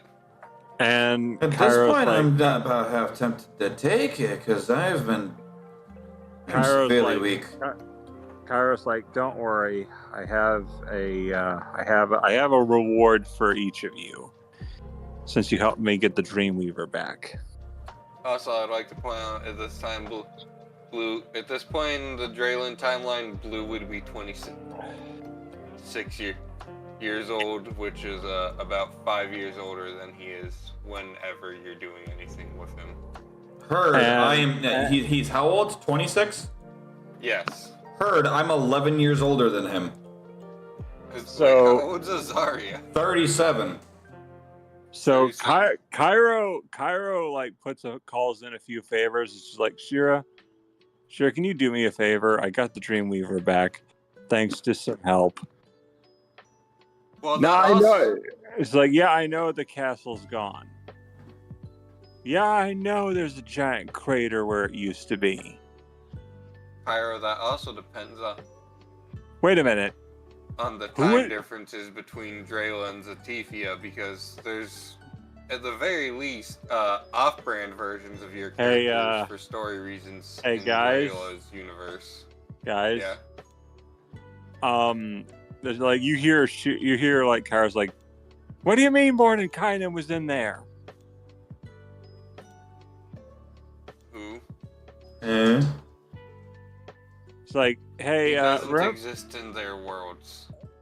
Well, he can't. He does, but at the same time, No, he doesn't. Mordenkainen does not exist in the Draylen universe. It is its own separate universe from 90% of media's. No, I was talking about for who was in the castle. Well, yeah. Right, but we're saying as in we don't know who that is because Mordenkainen doesn't exist in our universes. And because you yanked both of them from their respective universes. Oh, well. So that is the Blue that knows Mont Blanc. So Cairo's like, guys, there was a very powerful elder wizard in the castle who Thanatos had locked up in a sarcophagus. Yeah, remember that moment where like she used her blood vision to look, when Azaria used blood vision to look around, and she could tell that someone was in a sarcophagus banging to get out? Okay.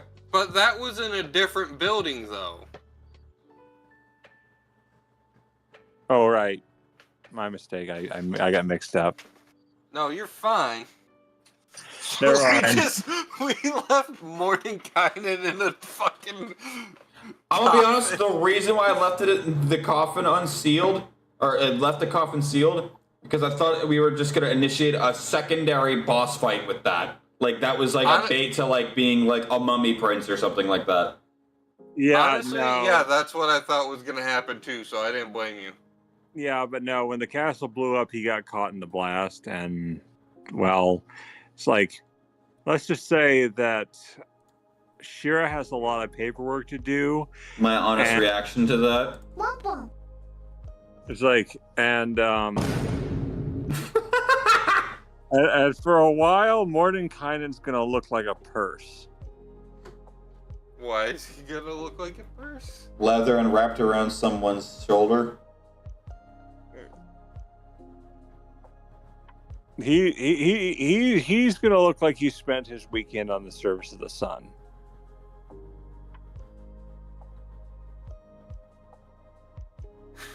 So but it's in a different building in a different location.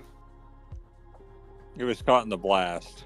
I was gonna say if it's as big as Kanna is describing it from DBZ, that blast would encompass the entirety of Europe. God fucking damn! It takes the blast in DBZ. That blast in particular that Kanna's referencing is big enough to take up a fraction of the planet. How much? It's like, how unpopulated is the DBZ planet? Well, it depends on which planet, because it could be Earth, it could be King Boo's planet, which is literally just him. It was Earth that he Earth. unleashed that blast on. Okay, so yeah, So it's about he pretty much just wiped out an entire species. No, he didn't, because at the same time, we saw that there were plenty of people that were still alive after it. But you get my point as far as like the blast, because I'm comparing blast, not like what the actual blast did, but I'm comparing it to size.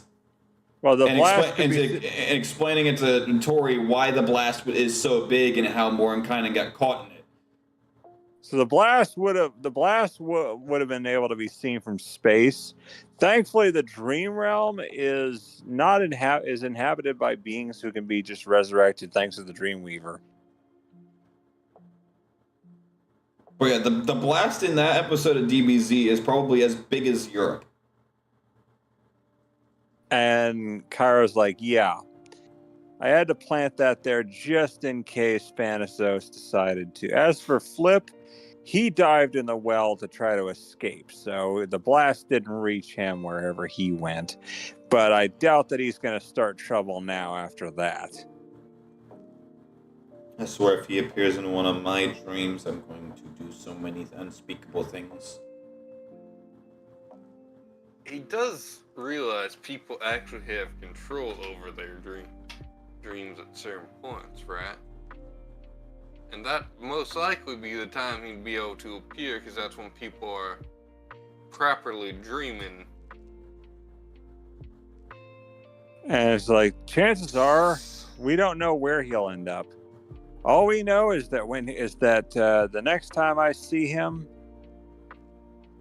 I'm going to give him an irreversible super mega wedgie.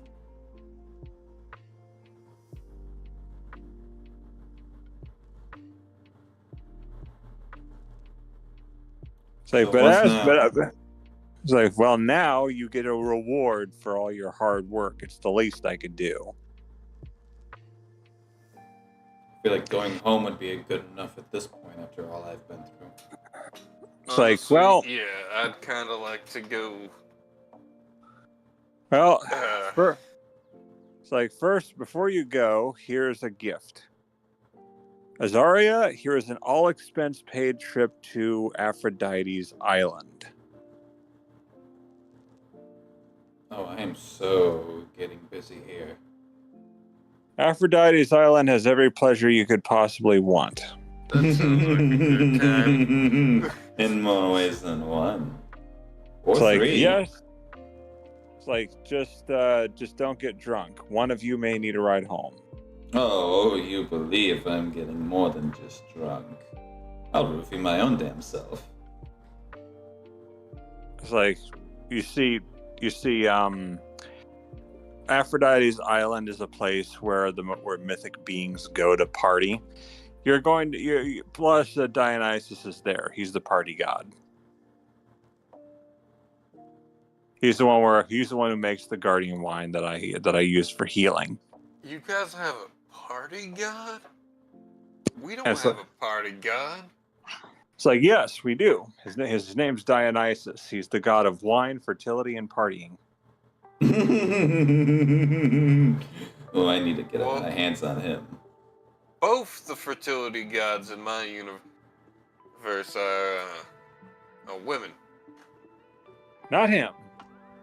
Oh no, he's the reason we become fertile. Yeah, I kind of got that, Azaria. And Karo's like, Azaria, you are one. It's like, just you are one. You are one devious bitch. And then Blue A over handful. here. It's like, Well, no. yes, I am. It's like, you are the definition of multitasking. Oh, very much. Would you like a demonstration?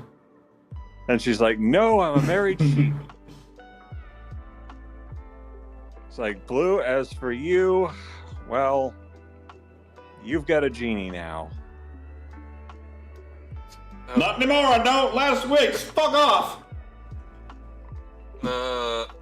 So You realize I only have one wish left, and that was promised to Twiggy to free her, right? Which, And she's speaking like, of, and she's like, and Twiggy's like, it's like, your line is, Twiggy, I wish you're free. hold on, not yet. Anyone else got any of the 2 people with 2 and 3 wishes left want to use them? And Marina's like, I've used up all my wishes. I don't know where to go. Now that I'm free of the dream world, I have nowhere to go. Well, I haven't freed you yet. I was thinking, oh wait, was that Marina? Yeah. She's Well, like, depending on whether or not you is from my universe, Captain Eustace is most likely dead. Completely unrelated to me, but related to a guy who, if you want to fight, best of luck to you. I hope you figure out how to become more powerful than an entire pantheon of 500 gods, all the demigods, all the angels, all the demons, all the devils, the queen of the underworld herself, and fight titans as a hobby, and monsters, in fact. And I don't mean your regular, like, undead monster type deals. I mean, like, the titanic, the absolutely gargantuan creatures that are abominations of that want to unmake the world, and such type monsters. Things that rival type. well, then what am I supposed to do? I have an entire crew now. Sail the 7 seas in whatever universe you originate from, and see if you can find your Eustace. Unless, of course, you originate from my universe, in which case, my condolences. I hear he was once a good man who actually helped the poor quite a bit. And she's like, well, I have a crew and a spelljammer ship. Sail the stars. Well, second star on the right, straight on until morning. Yep. Nice Star Trek reference. It's not Star Trek, it's Peter Pan. That's Peter Pan? Yeah. Oh, well. It's the star that leads to Neverland. Oh, yeah. It's quoted in some Star Trek memes as something that happens after the end of the original series. I don't know if Kirk actually says that in the end of the original series in those movies. But And that being, you were saying? I was gonna say that'd be an apt thing for him to say because it's a. Well, Marina says, perhaps we'll meet again someday. Maybe. And Twiggy's like, I don't have anywhere to go. You could join Marina, I guess. I don't know. Cairo, Azaria, you guys want to use your wishes, yes or no? And Kara's like, You see her just as a giggling fucking mess as she's just reading the terms and services of the fucking trip. and I'll she's take like, that as a no. She's got everything she wants, Cairo. and she's like, Kara's like, I have everything I need in my kingdom. But I will Blue say, rubs the lamp. Twiggy, I wish you free. and like her tail turns into legs, like freedom. Oh, it's like, oh, master, I can't thank you enough. Not master anymore, just blue. It's like, sorry, old habits. You're fine. And Today's adventure has been and- sponsored by sand. It's everywhere. Get used to it. I've been waiting since the introduction of Twiggy for Kanna to make that joke.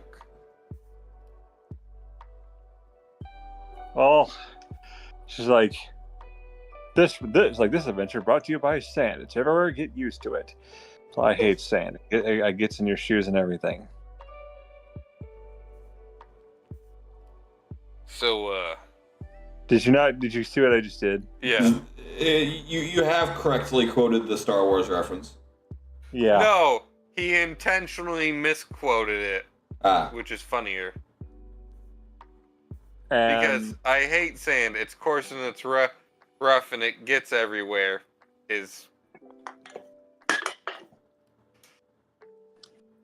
but yeah, like she's like, also Kara's like, also here's the terms and services of the trip to Aphrodite's island. Once there, your every whim is going to be granted. Just ask Aphrodite. Who did she hand that to, Azaria? Yeah. It's like your every wish will be granted. All wine and drink and beverage will be served. Just name the drink. You just Pay no mind to the puddle forming under her. it's like 3.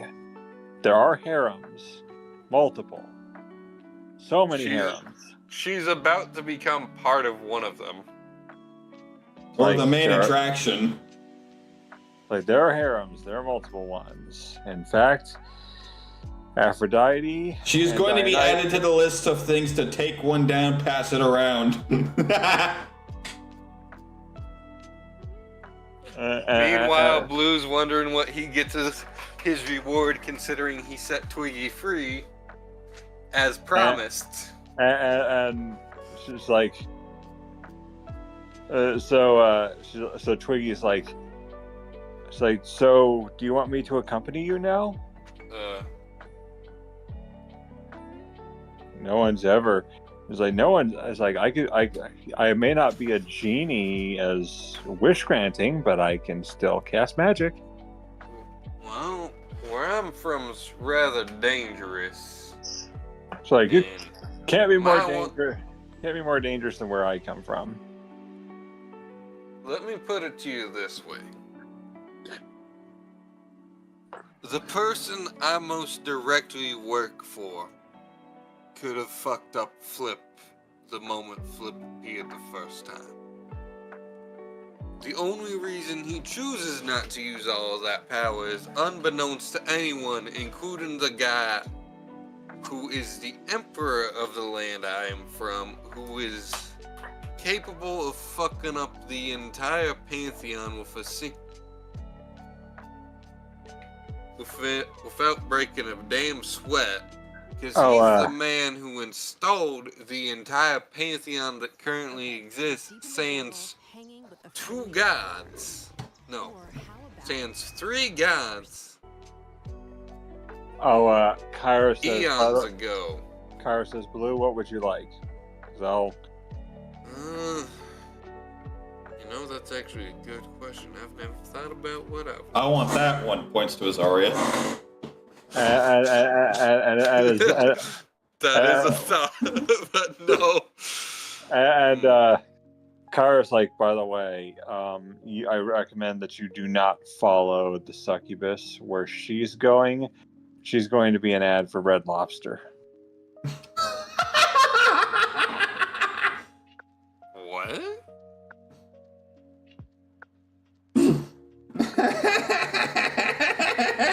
I don't get it.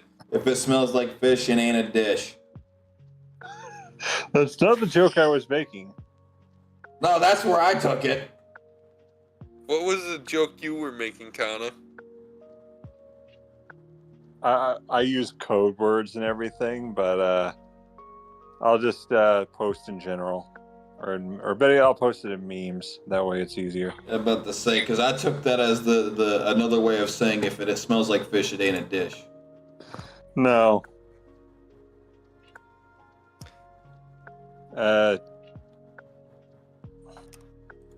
I don't assume you could get some way for me to know the knowledge, learn the lost knowledge of my kind, because it's from my world and not yours.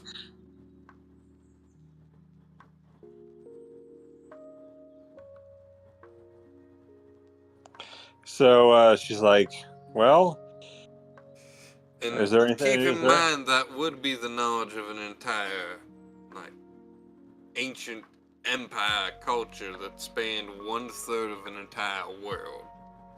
But They're pyro. It's in memes. I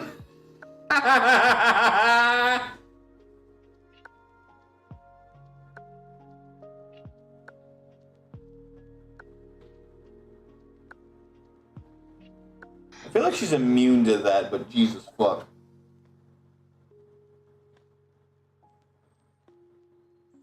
It's like, look, they're harmless. They get near you, hit them with a shampoo.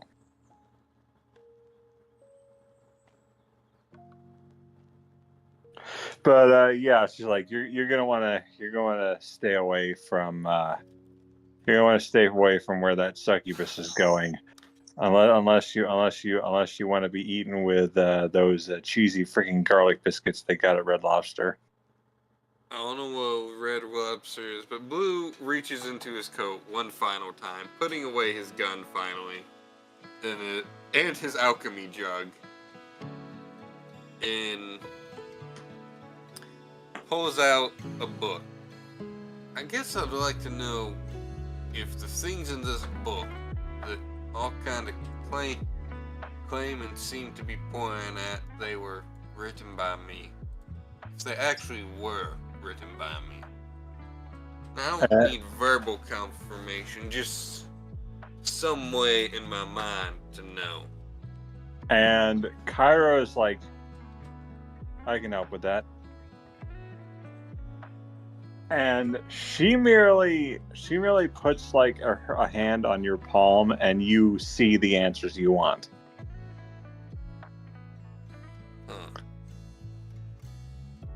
That's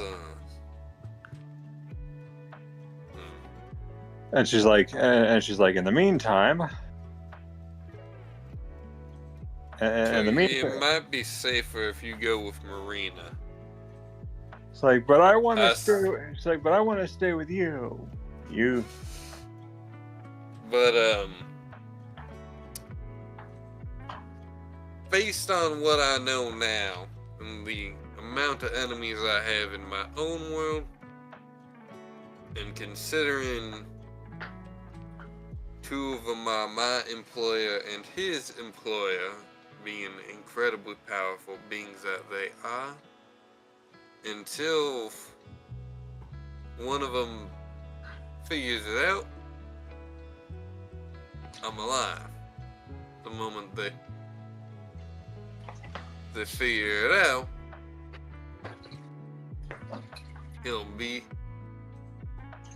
my death will be so quick,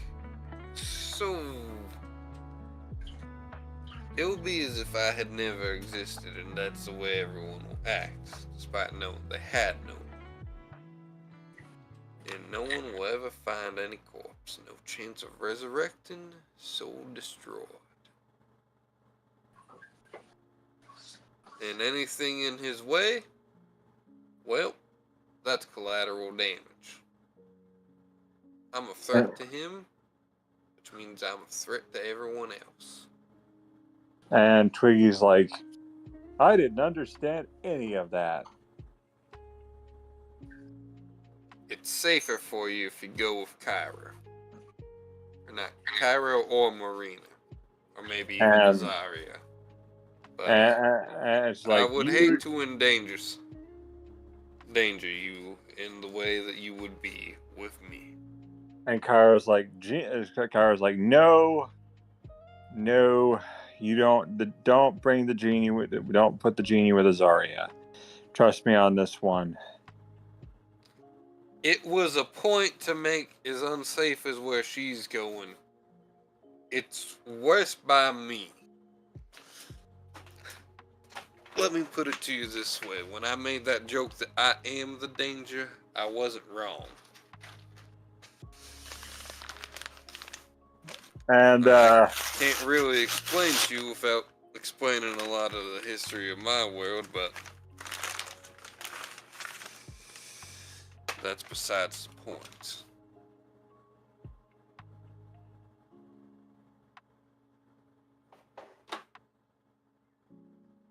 and Kara's like, don't even bother. Like, it's like, my point is, don't send her with Azaria. She's gonna end up with supercalifragilistic mononucleosis.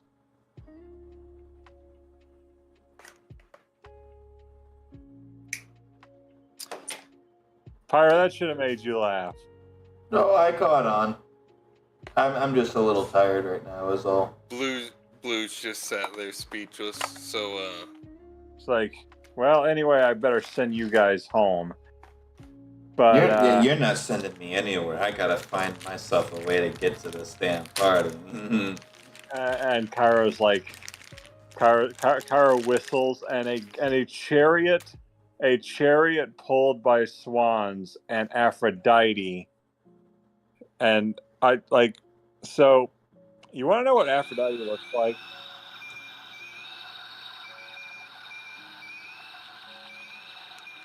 Is that your mating call?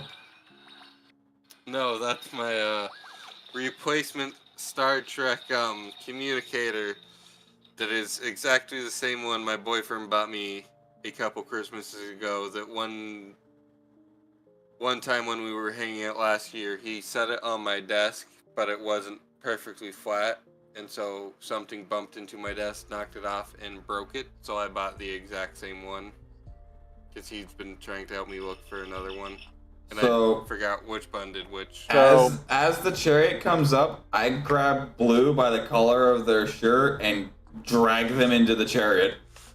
Oh shit! And you see Also, Aphrodite. Blue is you a see, he, him. You I see use it as a Aphrodite. general term. Ah, You fair. see Aphrodite, who Aphrodite looks like this. I'm just gonna post this in general. Don't worry, Definitely safer. don't worry, it's clean. This is what Aphrodite kind of looks like. Definitely safer. Booba. Nice. Definitely safer with Marina or Cairo. As Blue So- is 6'4", probably weighing in at 230. So Aphrodite's like, "Welcome, noble hero." No, don't call me noble. I've done nothing noble my whole life. It's like, I would argue the same here. come and enter paradise. You got me in the first half.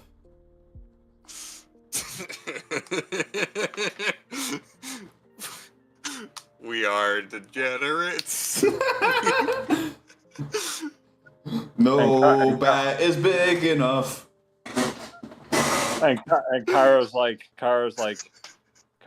look at them, entering with alibis and hefty bags.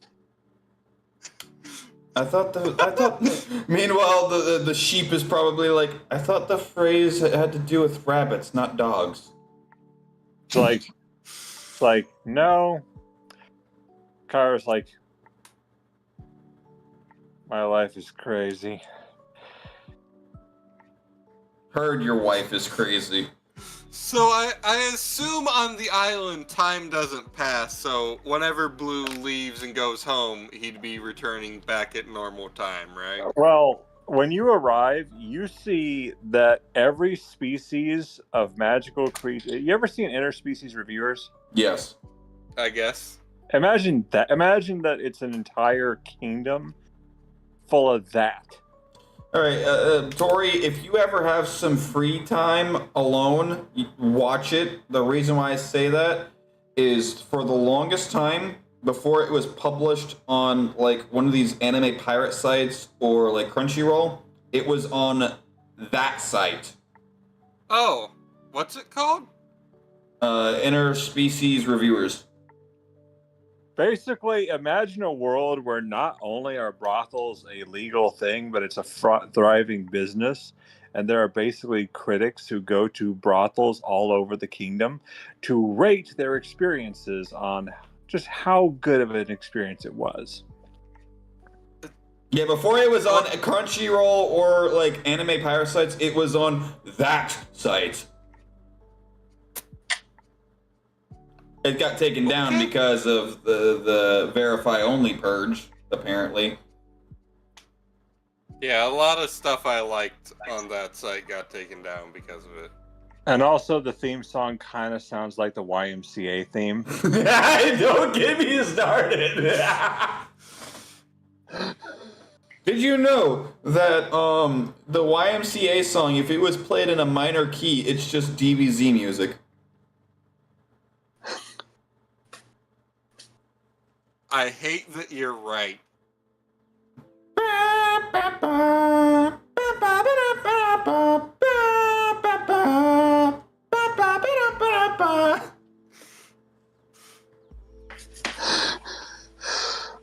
So, wait. Blue could technically find other members of his almost extinct species. It's time to repopulate. Starting by making some half-breeds with Azaria. Well, here's the thing, though. She can't get pregnant unless it is on a blue moon. So, I'm assuming they have time while they're... I'm literally making the assumption that this place distorts from normal reality time. So however much time they spend in there, when they leave and go back to their home universes, they return to the time they left. So Blue returns to his office after having just set down some of Darren's books, design plans. So this is where the meme of the 30-second rule came from. What?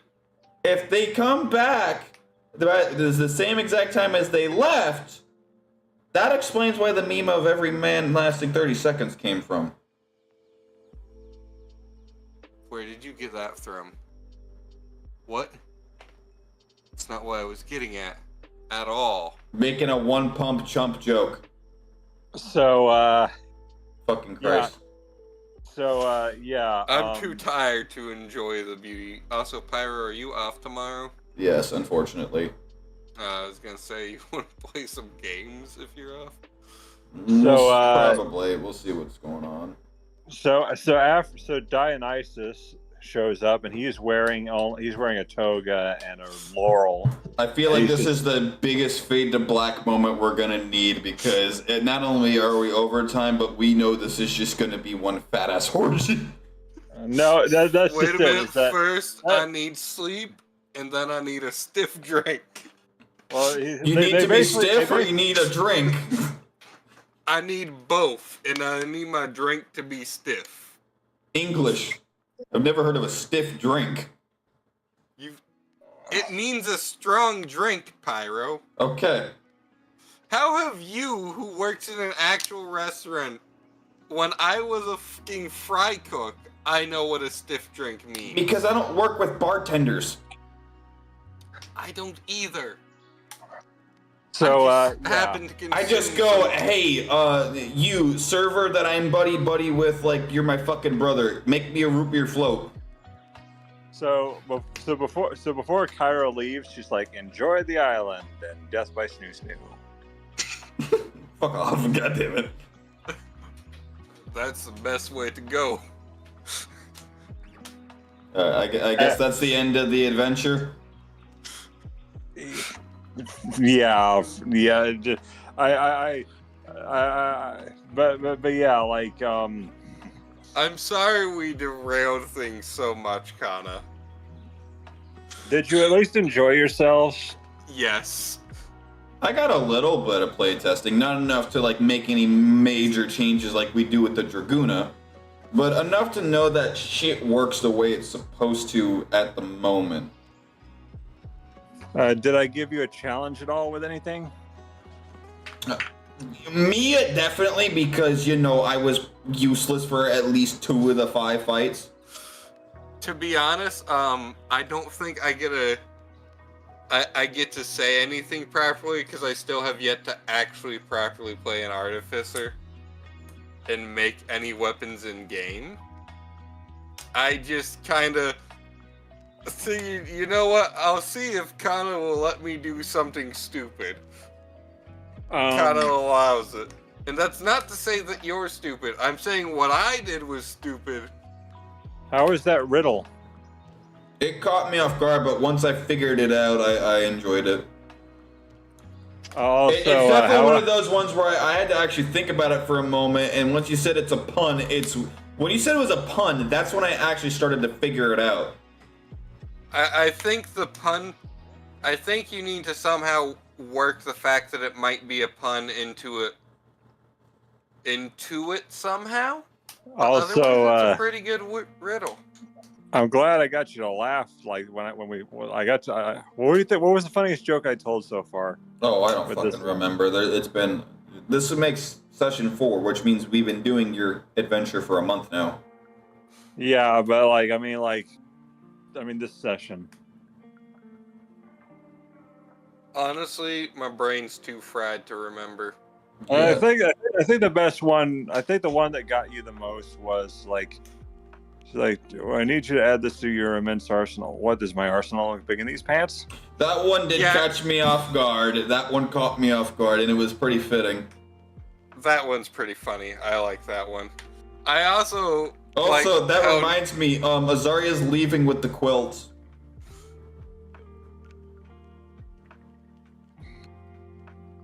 It also reminds me. Alright guys, bye, we're ending stream.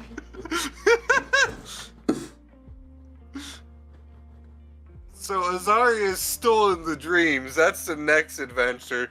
Blue wakes up in his bedroom, or Blue wakes up in his bed. You're right. No, several millennia pass. Blue and Azaria leave.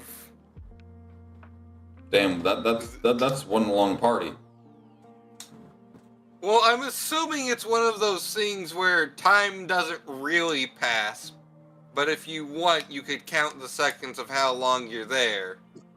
Yeah, and you know what I mean, Pyro? You're in one of those displaced pocket dimensions where time doesn't function like normal.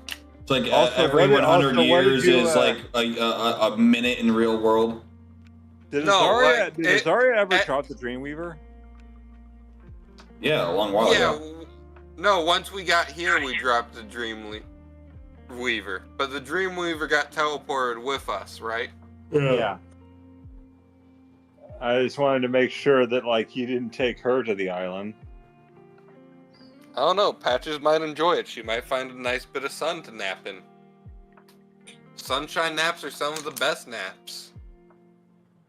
Yeah, I mean, I feel like that's not the sun. That's just, that man's bald head conveniently bouncing light off of it. So possibly Aphrodite's, or not Aphrodite's, Dionysus, because I think he might be bald. No, he's not bald. He's not bald. No. I heard Aphrodite's all oiled up. Aphrodite's and Dionysus are both probably oiled up. However, you don't want to oil up Blue because of fur. Aphrodite is just she's just enjoying herself. She is engaging in the debauchery. Well, she's mostly just drinking and partying.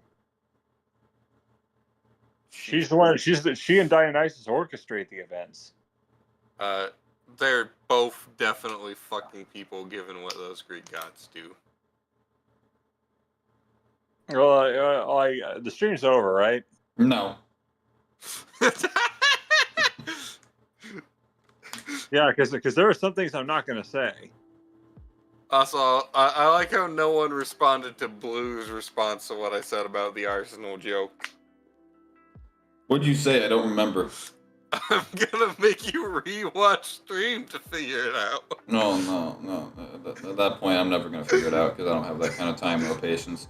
So anyway, since the adventure's over, both also of you. I don't properly remember what I said. Make me a level 10 character, preferably a fresh one, not like a reskin or a re-level of another one. Like, this needs to be fresh. Got it, so don't remake out as a plasmoid monk. I'm joking, I wasn't gonna do that. However, I did think a plasmoid monk would be kind of interesting. Because what this is going to be is a different storyline of the Chronicles of Draguna. Daniel and Joe have the Grey Dragon storyline. I'm pretty sure what I'm going to do for you guys is going to be the Temple of Mordosk, which centers around the Well of Dragons after the fall of the Sanctuary. So it's pretty much during the Great War timeline, but before the Cult of the Dragon team up with Valindra. So you say that to the only person who knows the timeline. Yeah. So the Dragon Sanctuary is a point in time in my world where dragons are pretty much gone. No one knows where they went. They were once upon a time looked at as gods. Fucking Greg happened. No. So in the Crystals timeline with Nisha, Luna, and the gang, they are looked at as gods. They are respected. They are not. You do not kill a dragon. You just do not do that. Like the whole Slay the Dragon quest, if you do that, you are literally killing a god in the eyes of the public, which is very much public execution level of yeah. I don't know. They killed a fucking god. I don't think I'd want to mess with them. No, dude, if you do, that's like the equivalent of you killing a cow in front of a Muslim. You just don't do that. Wrong. Also, how did you like Cairo's one spell that she used? You meant a Hindu. You get my point. I'm too fucking tired to actually be correct. I don't fucking care right now, but you get my point. Yeah. It's just something you don't do. Well, the Dragon Sanctuary time era is when the dragons go missing. No one knows what happens to them, but in reality, it is when a group of monster slayers begin to start just killing off anything trying to obtain their magical powers, which ends up growing to the dragons, so the dragons go into hiding. And with that, the Draguna were born as a militia to protect the dragons and be dragon riders. I have a question. I have an answer. Should I be playing a character that is good-oriented? Preferably. Alright. Or at least has a moral code that they're not a dickweed asshole that's like, okay, I don't like who you are as a person, please die. Don't be a Craigery, got it. Yeah. Also, we're not preferably be elite. You don't have to be like a lawful good person, but just no evil. So don't be lawful evil, chaotic evil, and neutral evil. Yeah. I can any of the neutrals or the goods. But so I can still be chaotic if I want. You can be chaotic, yeah. Just don't be Craig.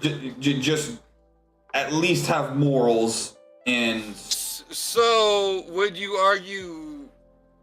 Well, no, Galad's true neutral.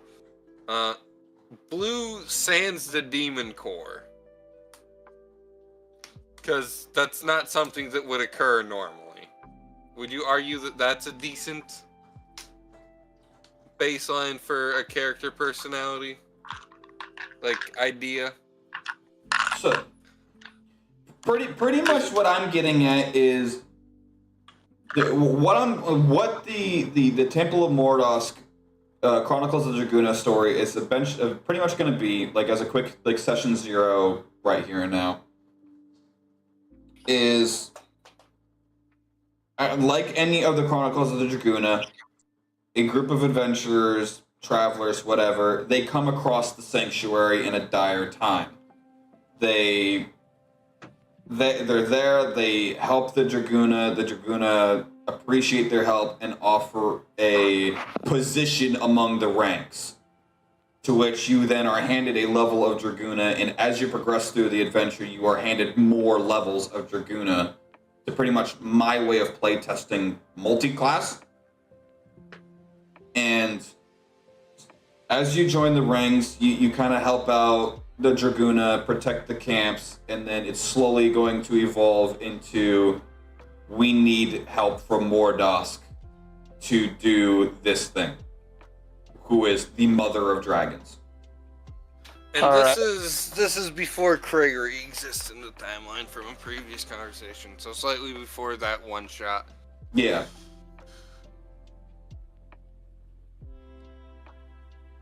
Wait, which one shot are we talking about? No, with Edgewood? Yeah. No, this is like 20 years after. This is. Oh, so Gregory's like 40. Yeah. Okay. But still no Gregory? Fresh characters, preferably. Okay. Damn, it's kind of funny to play Gregory as a middle-aged guy. How did you like your experience with Cairo? I still can't understand the character itself, but what I do understand of it, sheep. Honestly, yeah, that's about all I understand. Sheep. Cairo is definitely overpowered because I felt like that fight was just handed to us. Cairo is a level 20 wizard, which doesn't make sense. What I've done, and I'm just gonna state this for a future reference, because I decided after my previous campaign, I wanted the blue and the Gallet of the campaign for you guys when that happens eventually to function more like bodyguards, or be able to function like bodyguards, and as my way to hint at you from two different perspectives of, hey, this might be important if we're hitting a wall. Now you see how I run DMPCs. Like Nisha and Luna, they're there to progress the plot. Brynel, they were literally just party support. If I have a DMPC, it is not to help the party win. They are there to help you stay alive. Oh no, Blue and Galad both have numerous magic items now. Blue will once I finish writing his, because I'm making Blue had made his, because he's an artificer. A lot of TTRPG horror stories that I've seen with DMPCs usually involve, similar to what Kanna did, not to say you're at fault, it's your first time GMing, so you get the pass. But most of the time, with DMPC horror stories revolve around main character syndrome. This is my story, my character, I am the hero, you guys are all the side characters. Look at the cool shit, look at the cool stuff I can do. Which is, I took those stories and made it my goal to not do that, which is why I made Brynel, yes, a tank, for the reason of him tanking. He is there to make sure that you guys stay alive. Nisha, he is there for crowd control. When we actually get into fights, Nisha is a crowd control. He is there to grapple, hold down, or resist. That is the point of his change. That is the point of his fighting style. It's targeted crowd control. I knew it was about the horror stories. That's why I didn't want to make Cairo just the overpowered main character. So what I would have recommended is not actually making Cairo as powerful as Cairo was, but instead, I'm going to tell you exactly what I've done with Galad so far specifically. So, in order to keep them balanced, Galad and Blue are both 12th level. However, Galad has multiple magic items that he should be attuned to, or require attunement, which means he should only be able to have one, because he's a monk and not an artificer. False. To which I said, what? Any character can attune up to 3. Artificer's only the one that break that rule and can go up to 5. Okay. Well, Galad breaks that rule because I wanted Galad and Blue to be able, if a situation gets hairy, to bust out more than just, the tools they were intended to use primarily for the party, and bust out some of their secret, or some of the tricks up their sleeve, and just... To get out of jail free card. Not clean up shop, but to help you reorganize, or to hold stuff back while you reorganize. For example, I gave Galad a magic tattoo that lets him grapple people from a distance, which plays into the fact that he's a pugilist, because now he can move up to them and just start wailing on them, using his insane amounts of movement speeds, because I also gave him a magic item that makes him even faster. Just imagine Galad is just, get your hands off my Jordans! Yeah, almost, because Galad does actually have, So I found a magic item that's probably one of my new favorite magic items while researching this. It's a specific pair of boots that gives you +10 to movement. Is it the boots speed? No, it lets you cast... It lets you, as a once per day, cast Expeditious Retreat, which is one of my new favorite spells, because it allows you to use dash as a bonus action. Heard. And dash as a bonus action, main action, disengage, peace out, Girl Scout. Pew! Yeah, that's what Expeditious Retreat does. And Galad has, with the boots, plus his monk levels, plus the mobile feat, plus his specific racial subvariant of Mark of Passage Human, has a grand total of a natural 75 feet of movement. Well, so when he uses Expeditious Retreat to use dash as a bonus action, that's 150 feet of movement. You are not outrunning Galad. Sorry, I sent the chat. So I gotta ask, for the next one, would you allow a necromancer? How so? Because that's going to be a very iffy thing. I do like the concept of necromancers, but where the time period is, you could get some eyebrows raised. Because this is during the time of Valendra, who has become the queen of necromancy. I'd like to point out we could dress Kanna's character in cleric robes for party, and then we can just kind of shout whatever thing before casting spells, because I highly doubt 90% of commoners know the different types of spells and would recognize a fucking Eldritch Blast versus a divine version of a similar spell. Well, so this character is they operate a funerary service, but they're also a harvester. So basically, like, whatever they kill, like in terms of like, I've killed a monster that was terrorizing the village.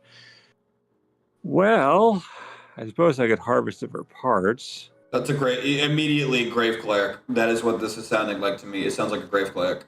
Isn't that Azaza? Azaza is a Death Cleric. I take it similar, but not the same. Grave Clerics are about the dead.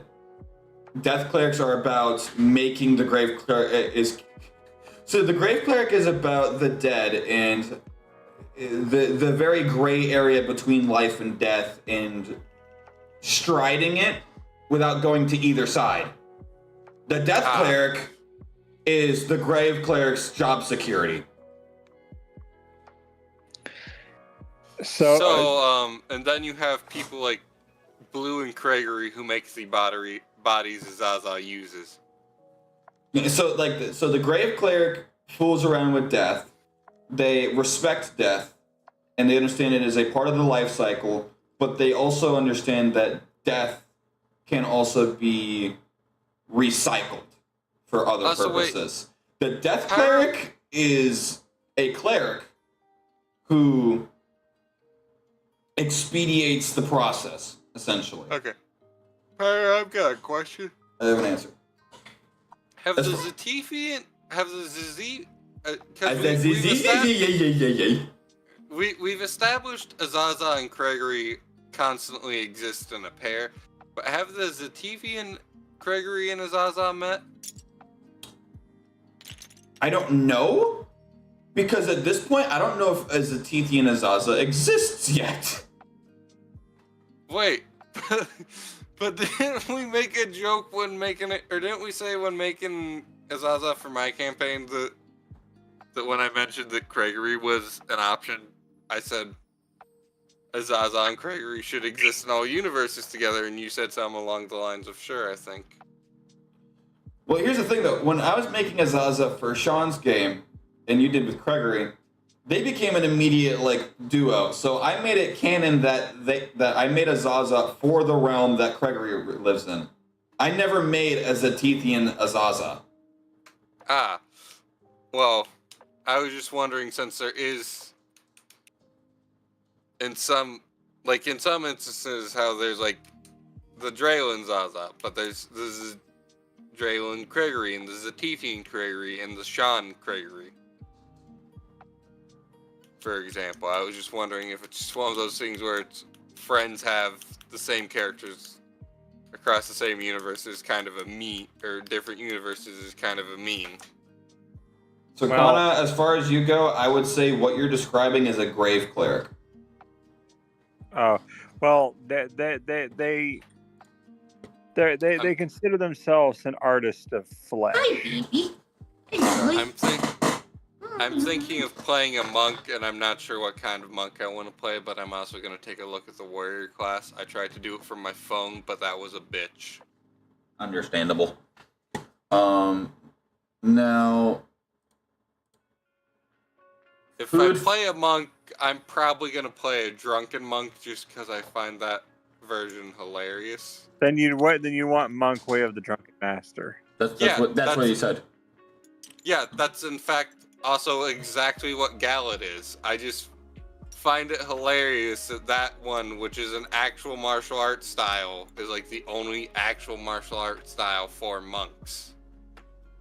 Except maybe Way of the Open Fist is probably based off some martial arts. But that's like the only named martial art style in Excuse you, you're caught on a cable. Come here, Hughes. in the game that like actually exists in real life that I know of, Hi, babies. which is just funny to me. Hi, baby. Hey, Hughes. Sniff, sniff, sniff. So yeah, this character is an artist of flesh, as they call themselves. I have no idea what race I want to make this character. I've played a lot of humans. I've played tieflings.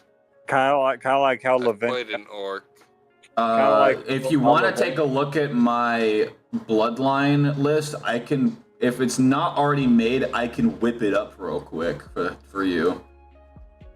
Do you? So what does the Grave Cleric entail? Give it a look. You know, now you've got me fucking questioning. Is Zaza a fucking grave cleric? Zaza.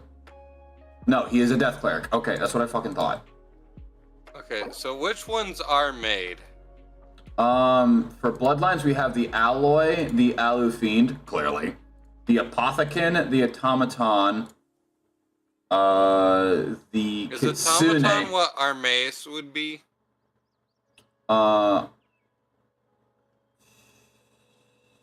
Or is Armaeus more of a yes? Armaeus would be more cyborg. Really? But cyborgs are partially person. Wasn't he at one point? No. No? Well, Okay. okay, so what it is so in the backstory of him being a Warforged, because Warforged have a magic hydraulic fluid in them, which is part of what makes them sentient. The blood of a hero got mixed in with that. It's no longer in there. but it gave him the memories of another person. He knows they're not his memories, but it allowed him to view that person's memories, if that makes sense. So the alloy, the allophene, the apothecant, the automaton. The automaton is supposed to be like what fresh cut grass is. So yeah, that's what Armaeus would be. Well, Armaeus, maybe, because Warforged and automatons are technically different, but we'll see. Isn't fresh cut grass an automat or Warforged? No, they're an automaton.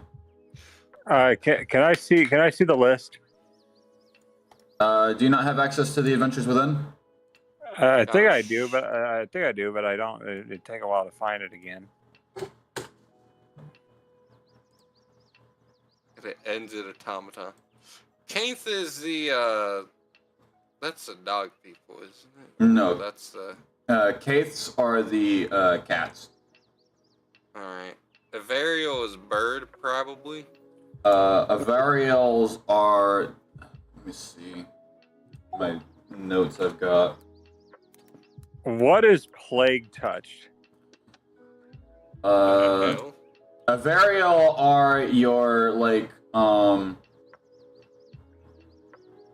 Avariels are your winged humanoids. Ah. What are? I like how it's just tiefling at the bottom. What are plague touched? Plague touched. Let's see what I've got for here.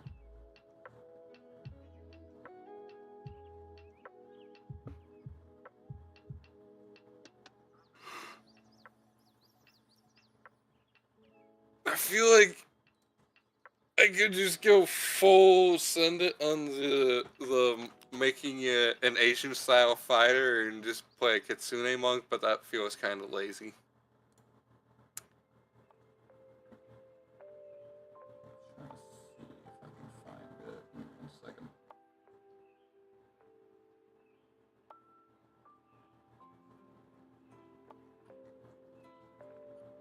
I gotta go through so many fucking. Are oozlings basically just plasmoids? Yes. Okay.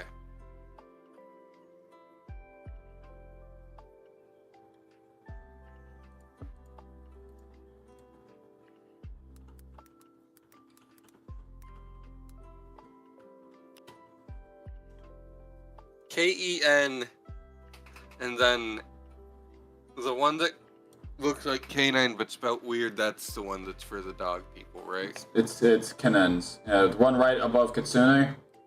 Yeah. Yeah, that's your dog race. Alright. Kind of curious to see how you would make that. Because they're probably not at all. Yulf wasn't a race that translated very well into making into a D&D race, or well, a TPRPG race. Because I realized they consist of, there's a lot of nuance that works better in a written story format. Also, I'd like to point out, for what I'm doing for my campaign is I am putting you guys as the main characters of smaller sub-chapters, or at least I hope that's how it comes off as. Oh, But, Plague Touched is essentially your undead. And that's what we need to do.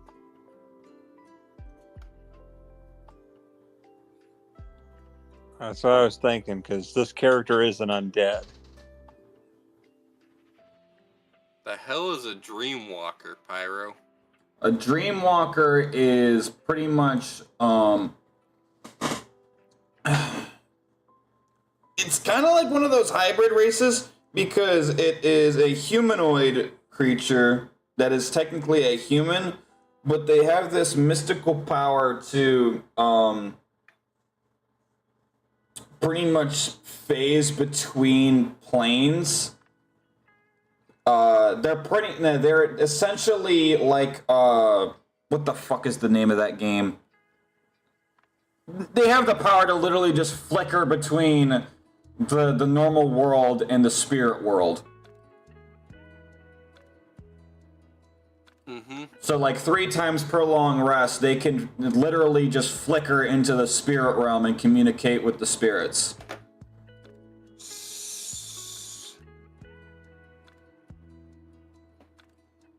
Huh. Alright. Kind of think I'd want to see the Kanna race, or maybe I'd go The with the canine. Yeah. I probably not gonna be able to pronounce it right. It's canine. Oh wait, it's literally just K9? Yeah. I thought you said it differently earlier. I might have, but I also probably slurred it because I am on like a double dose of CBD right now. Fucking back has been killing me lately.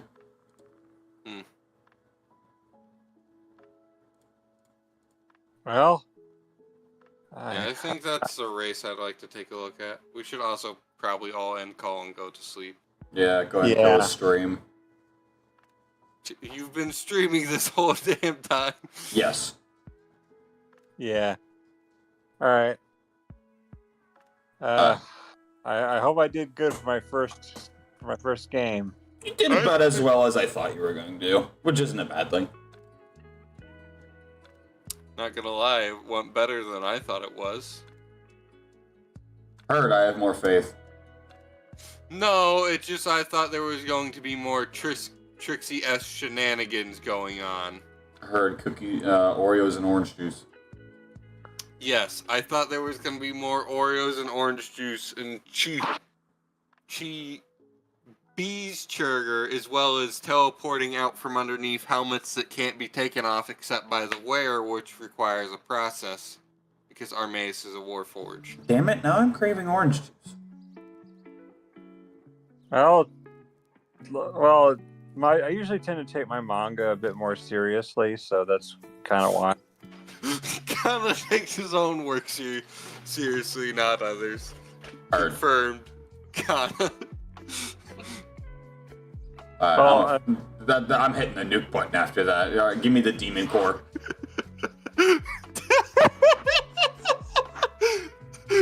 I wasn't meaning to expect. No, hand me the demon core. No, you don't. Look, if you still want to use the demon core in the morning, you can. I'm have using the demon it to core.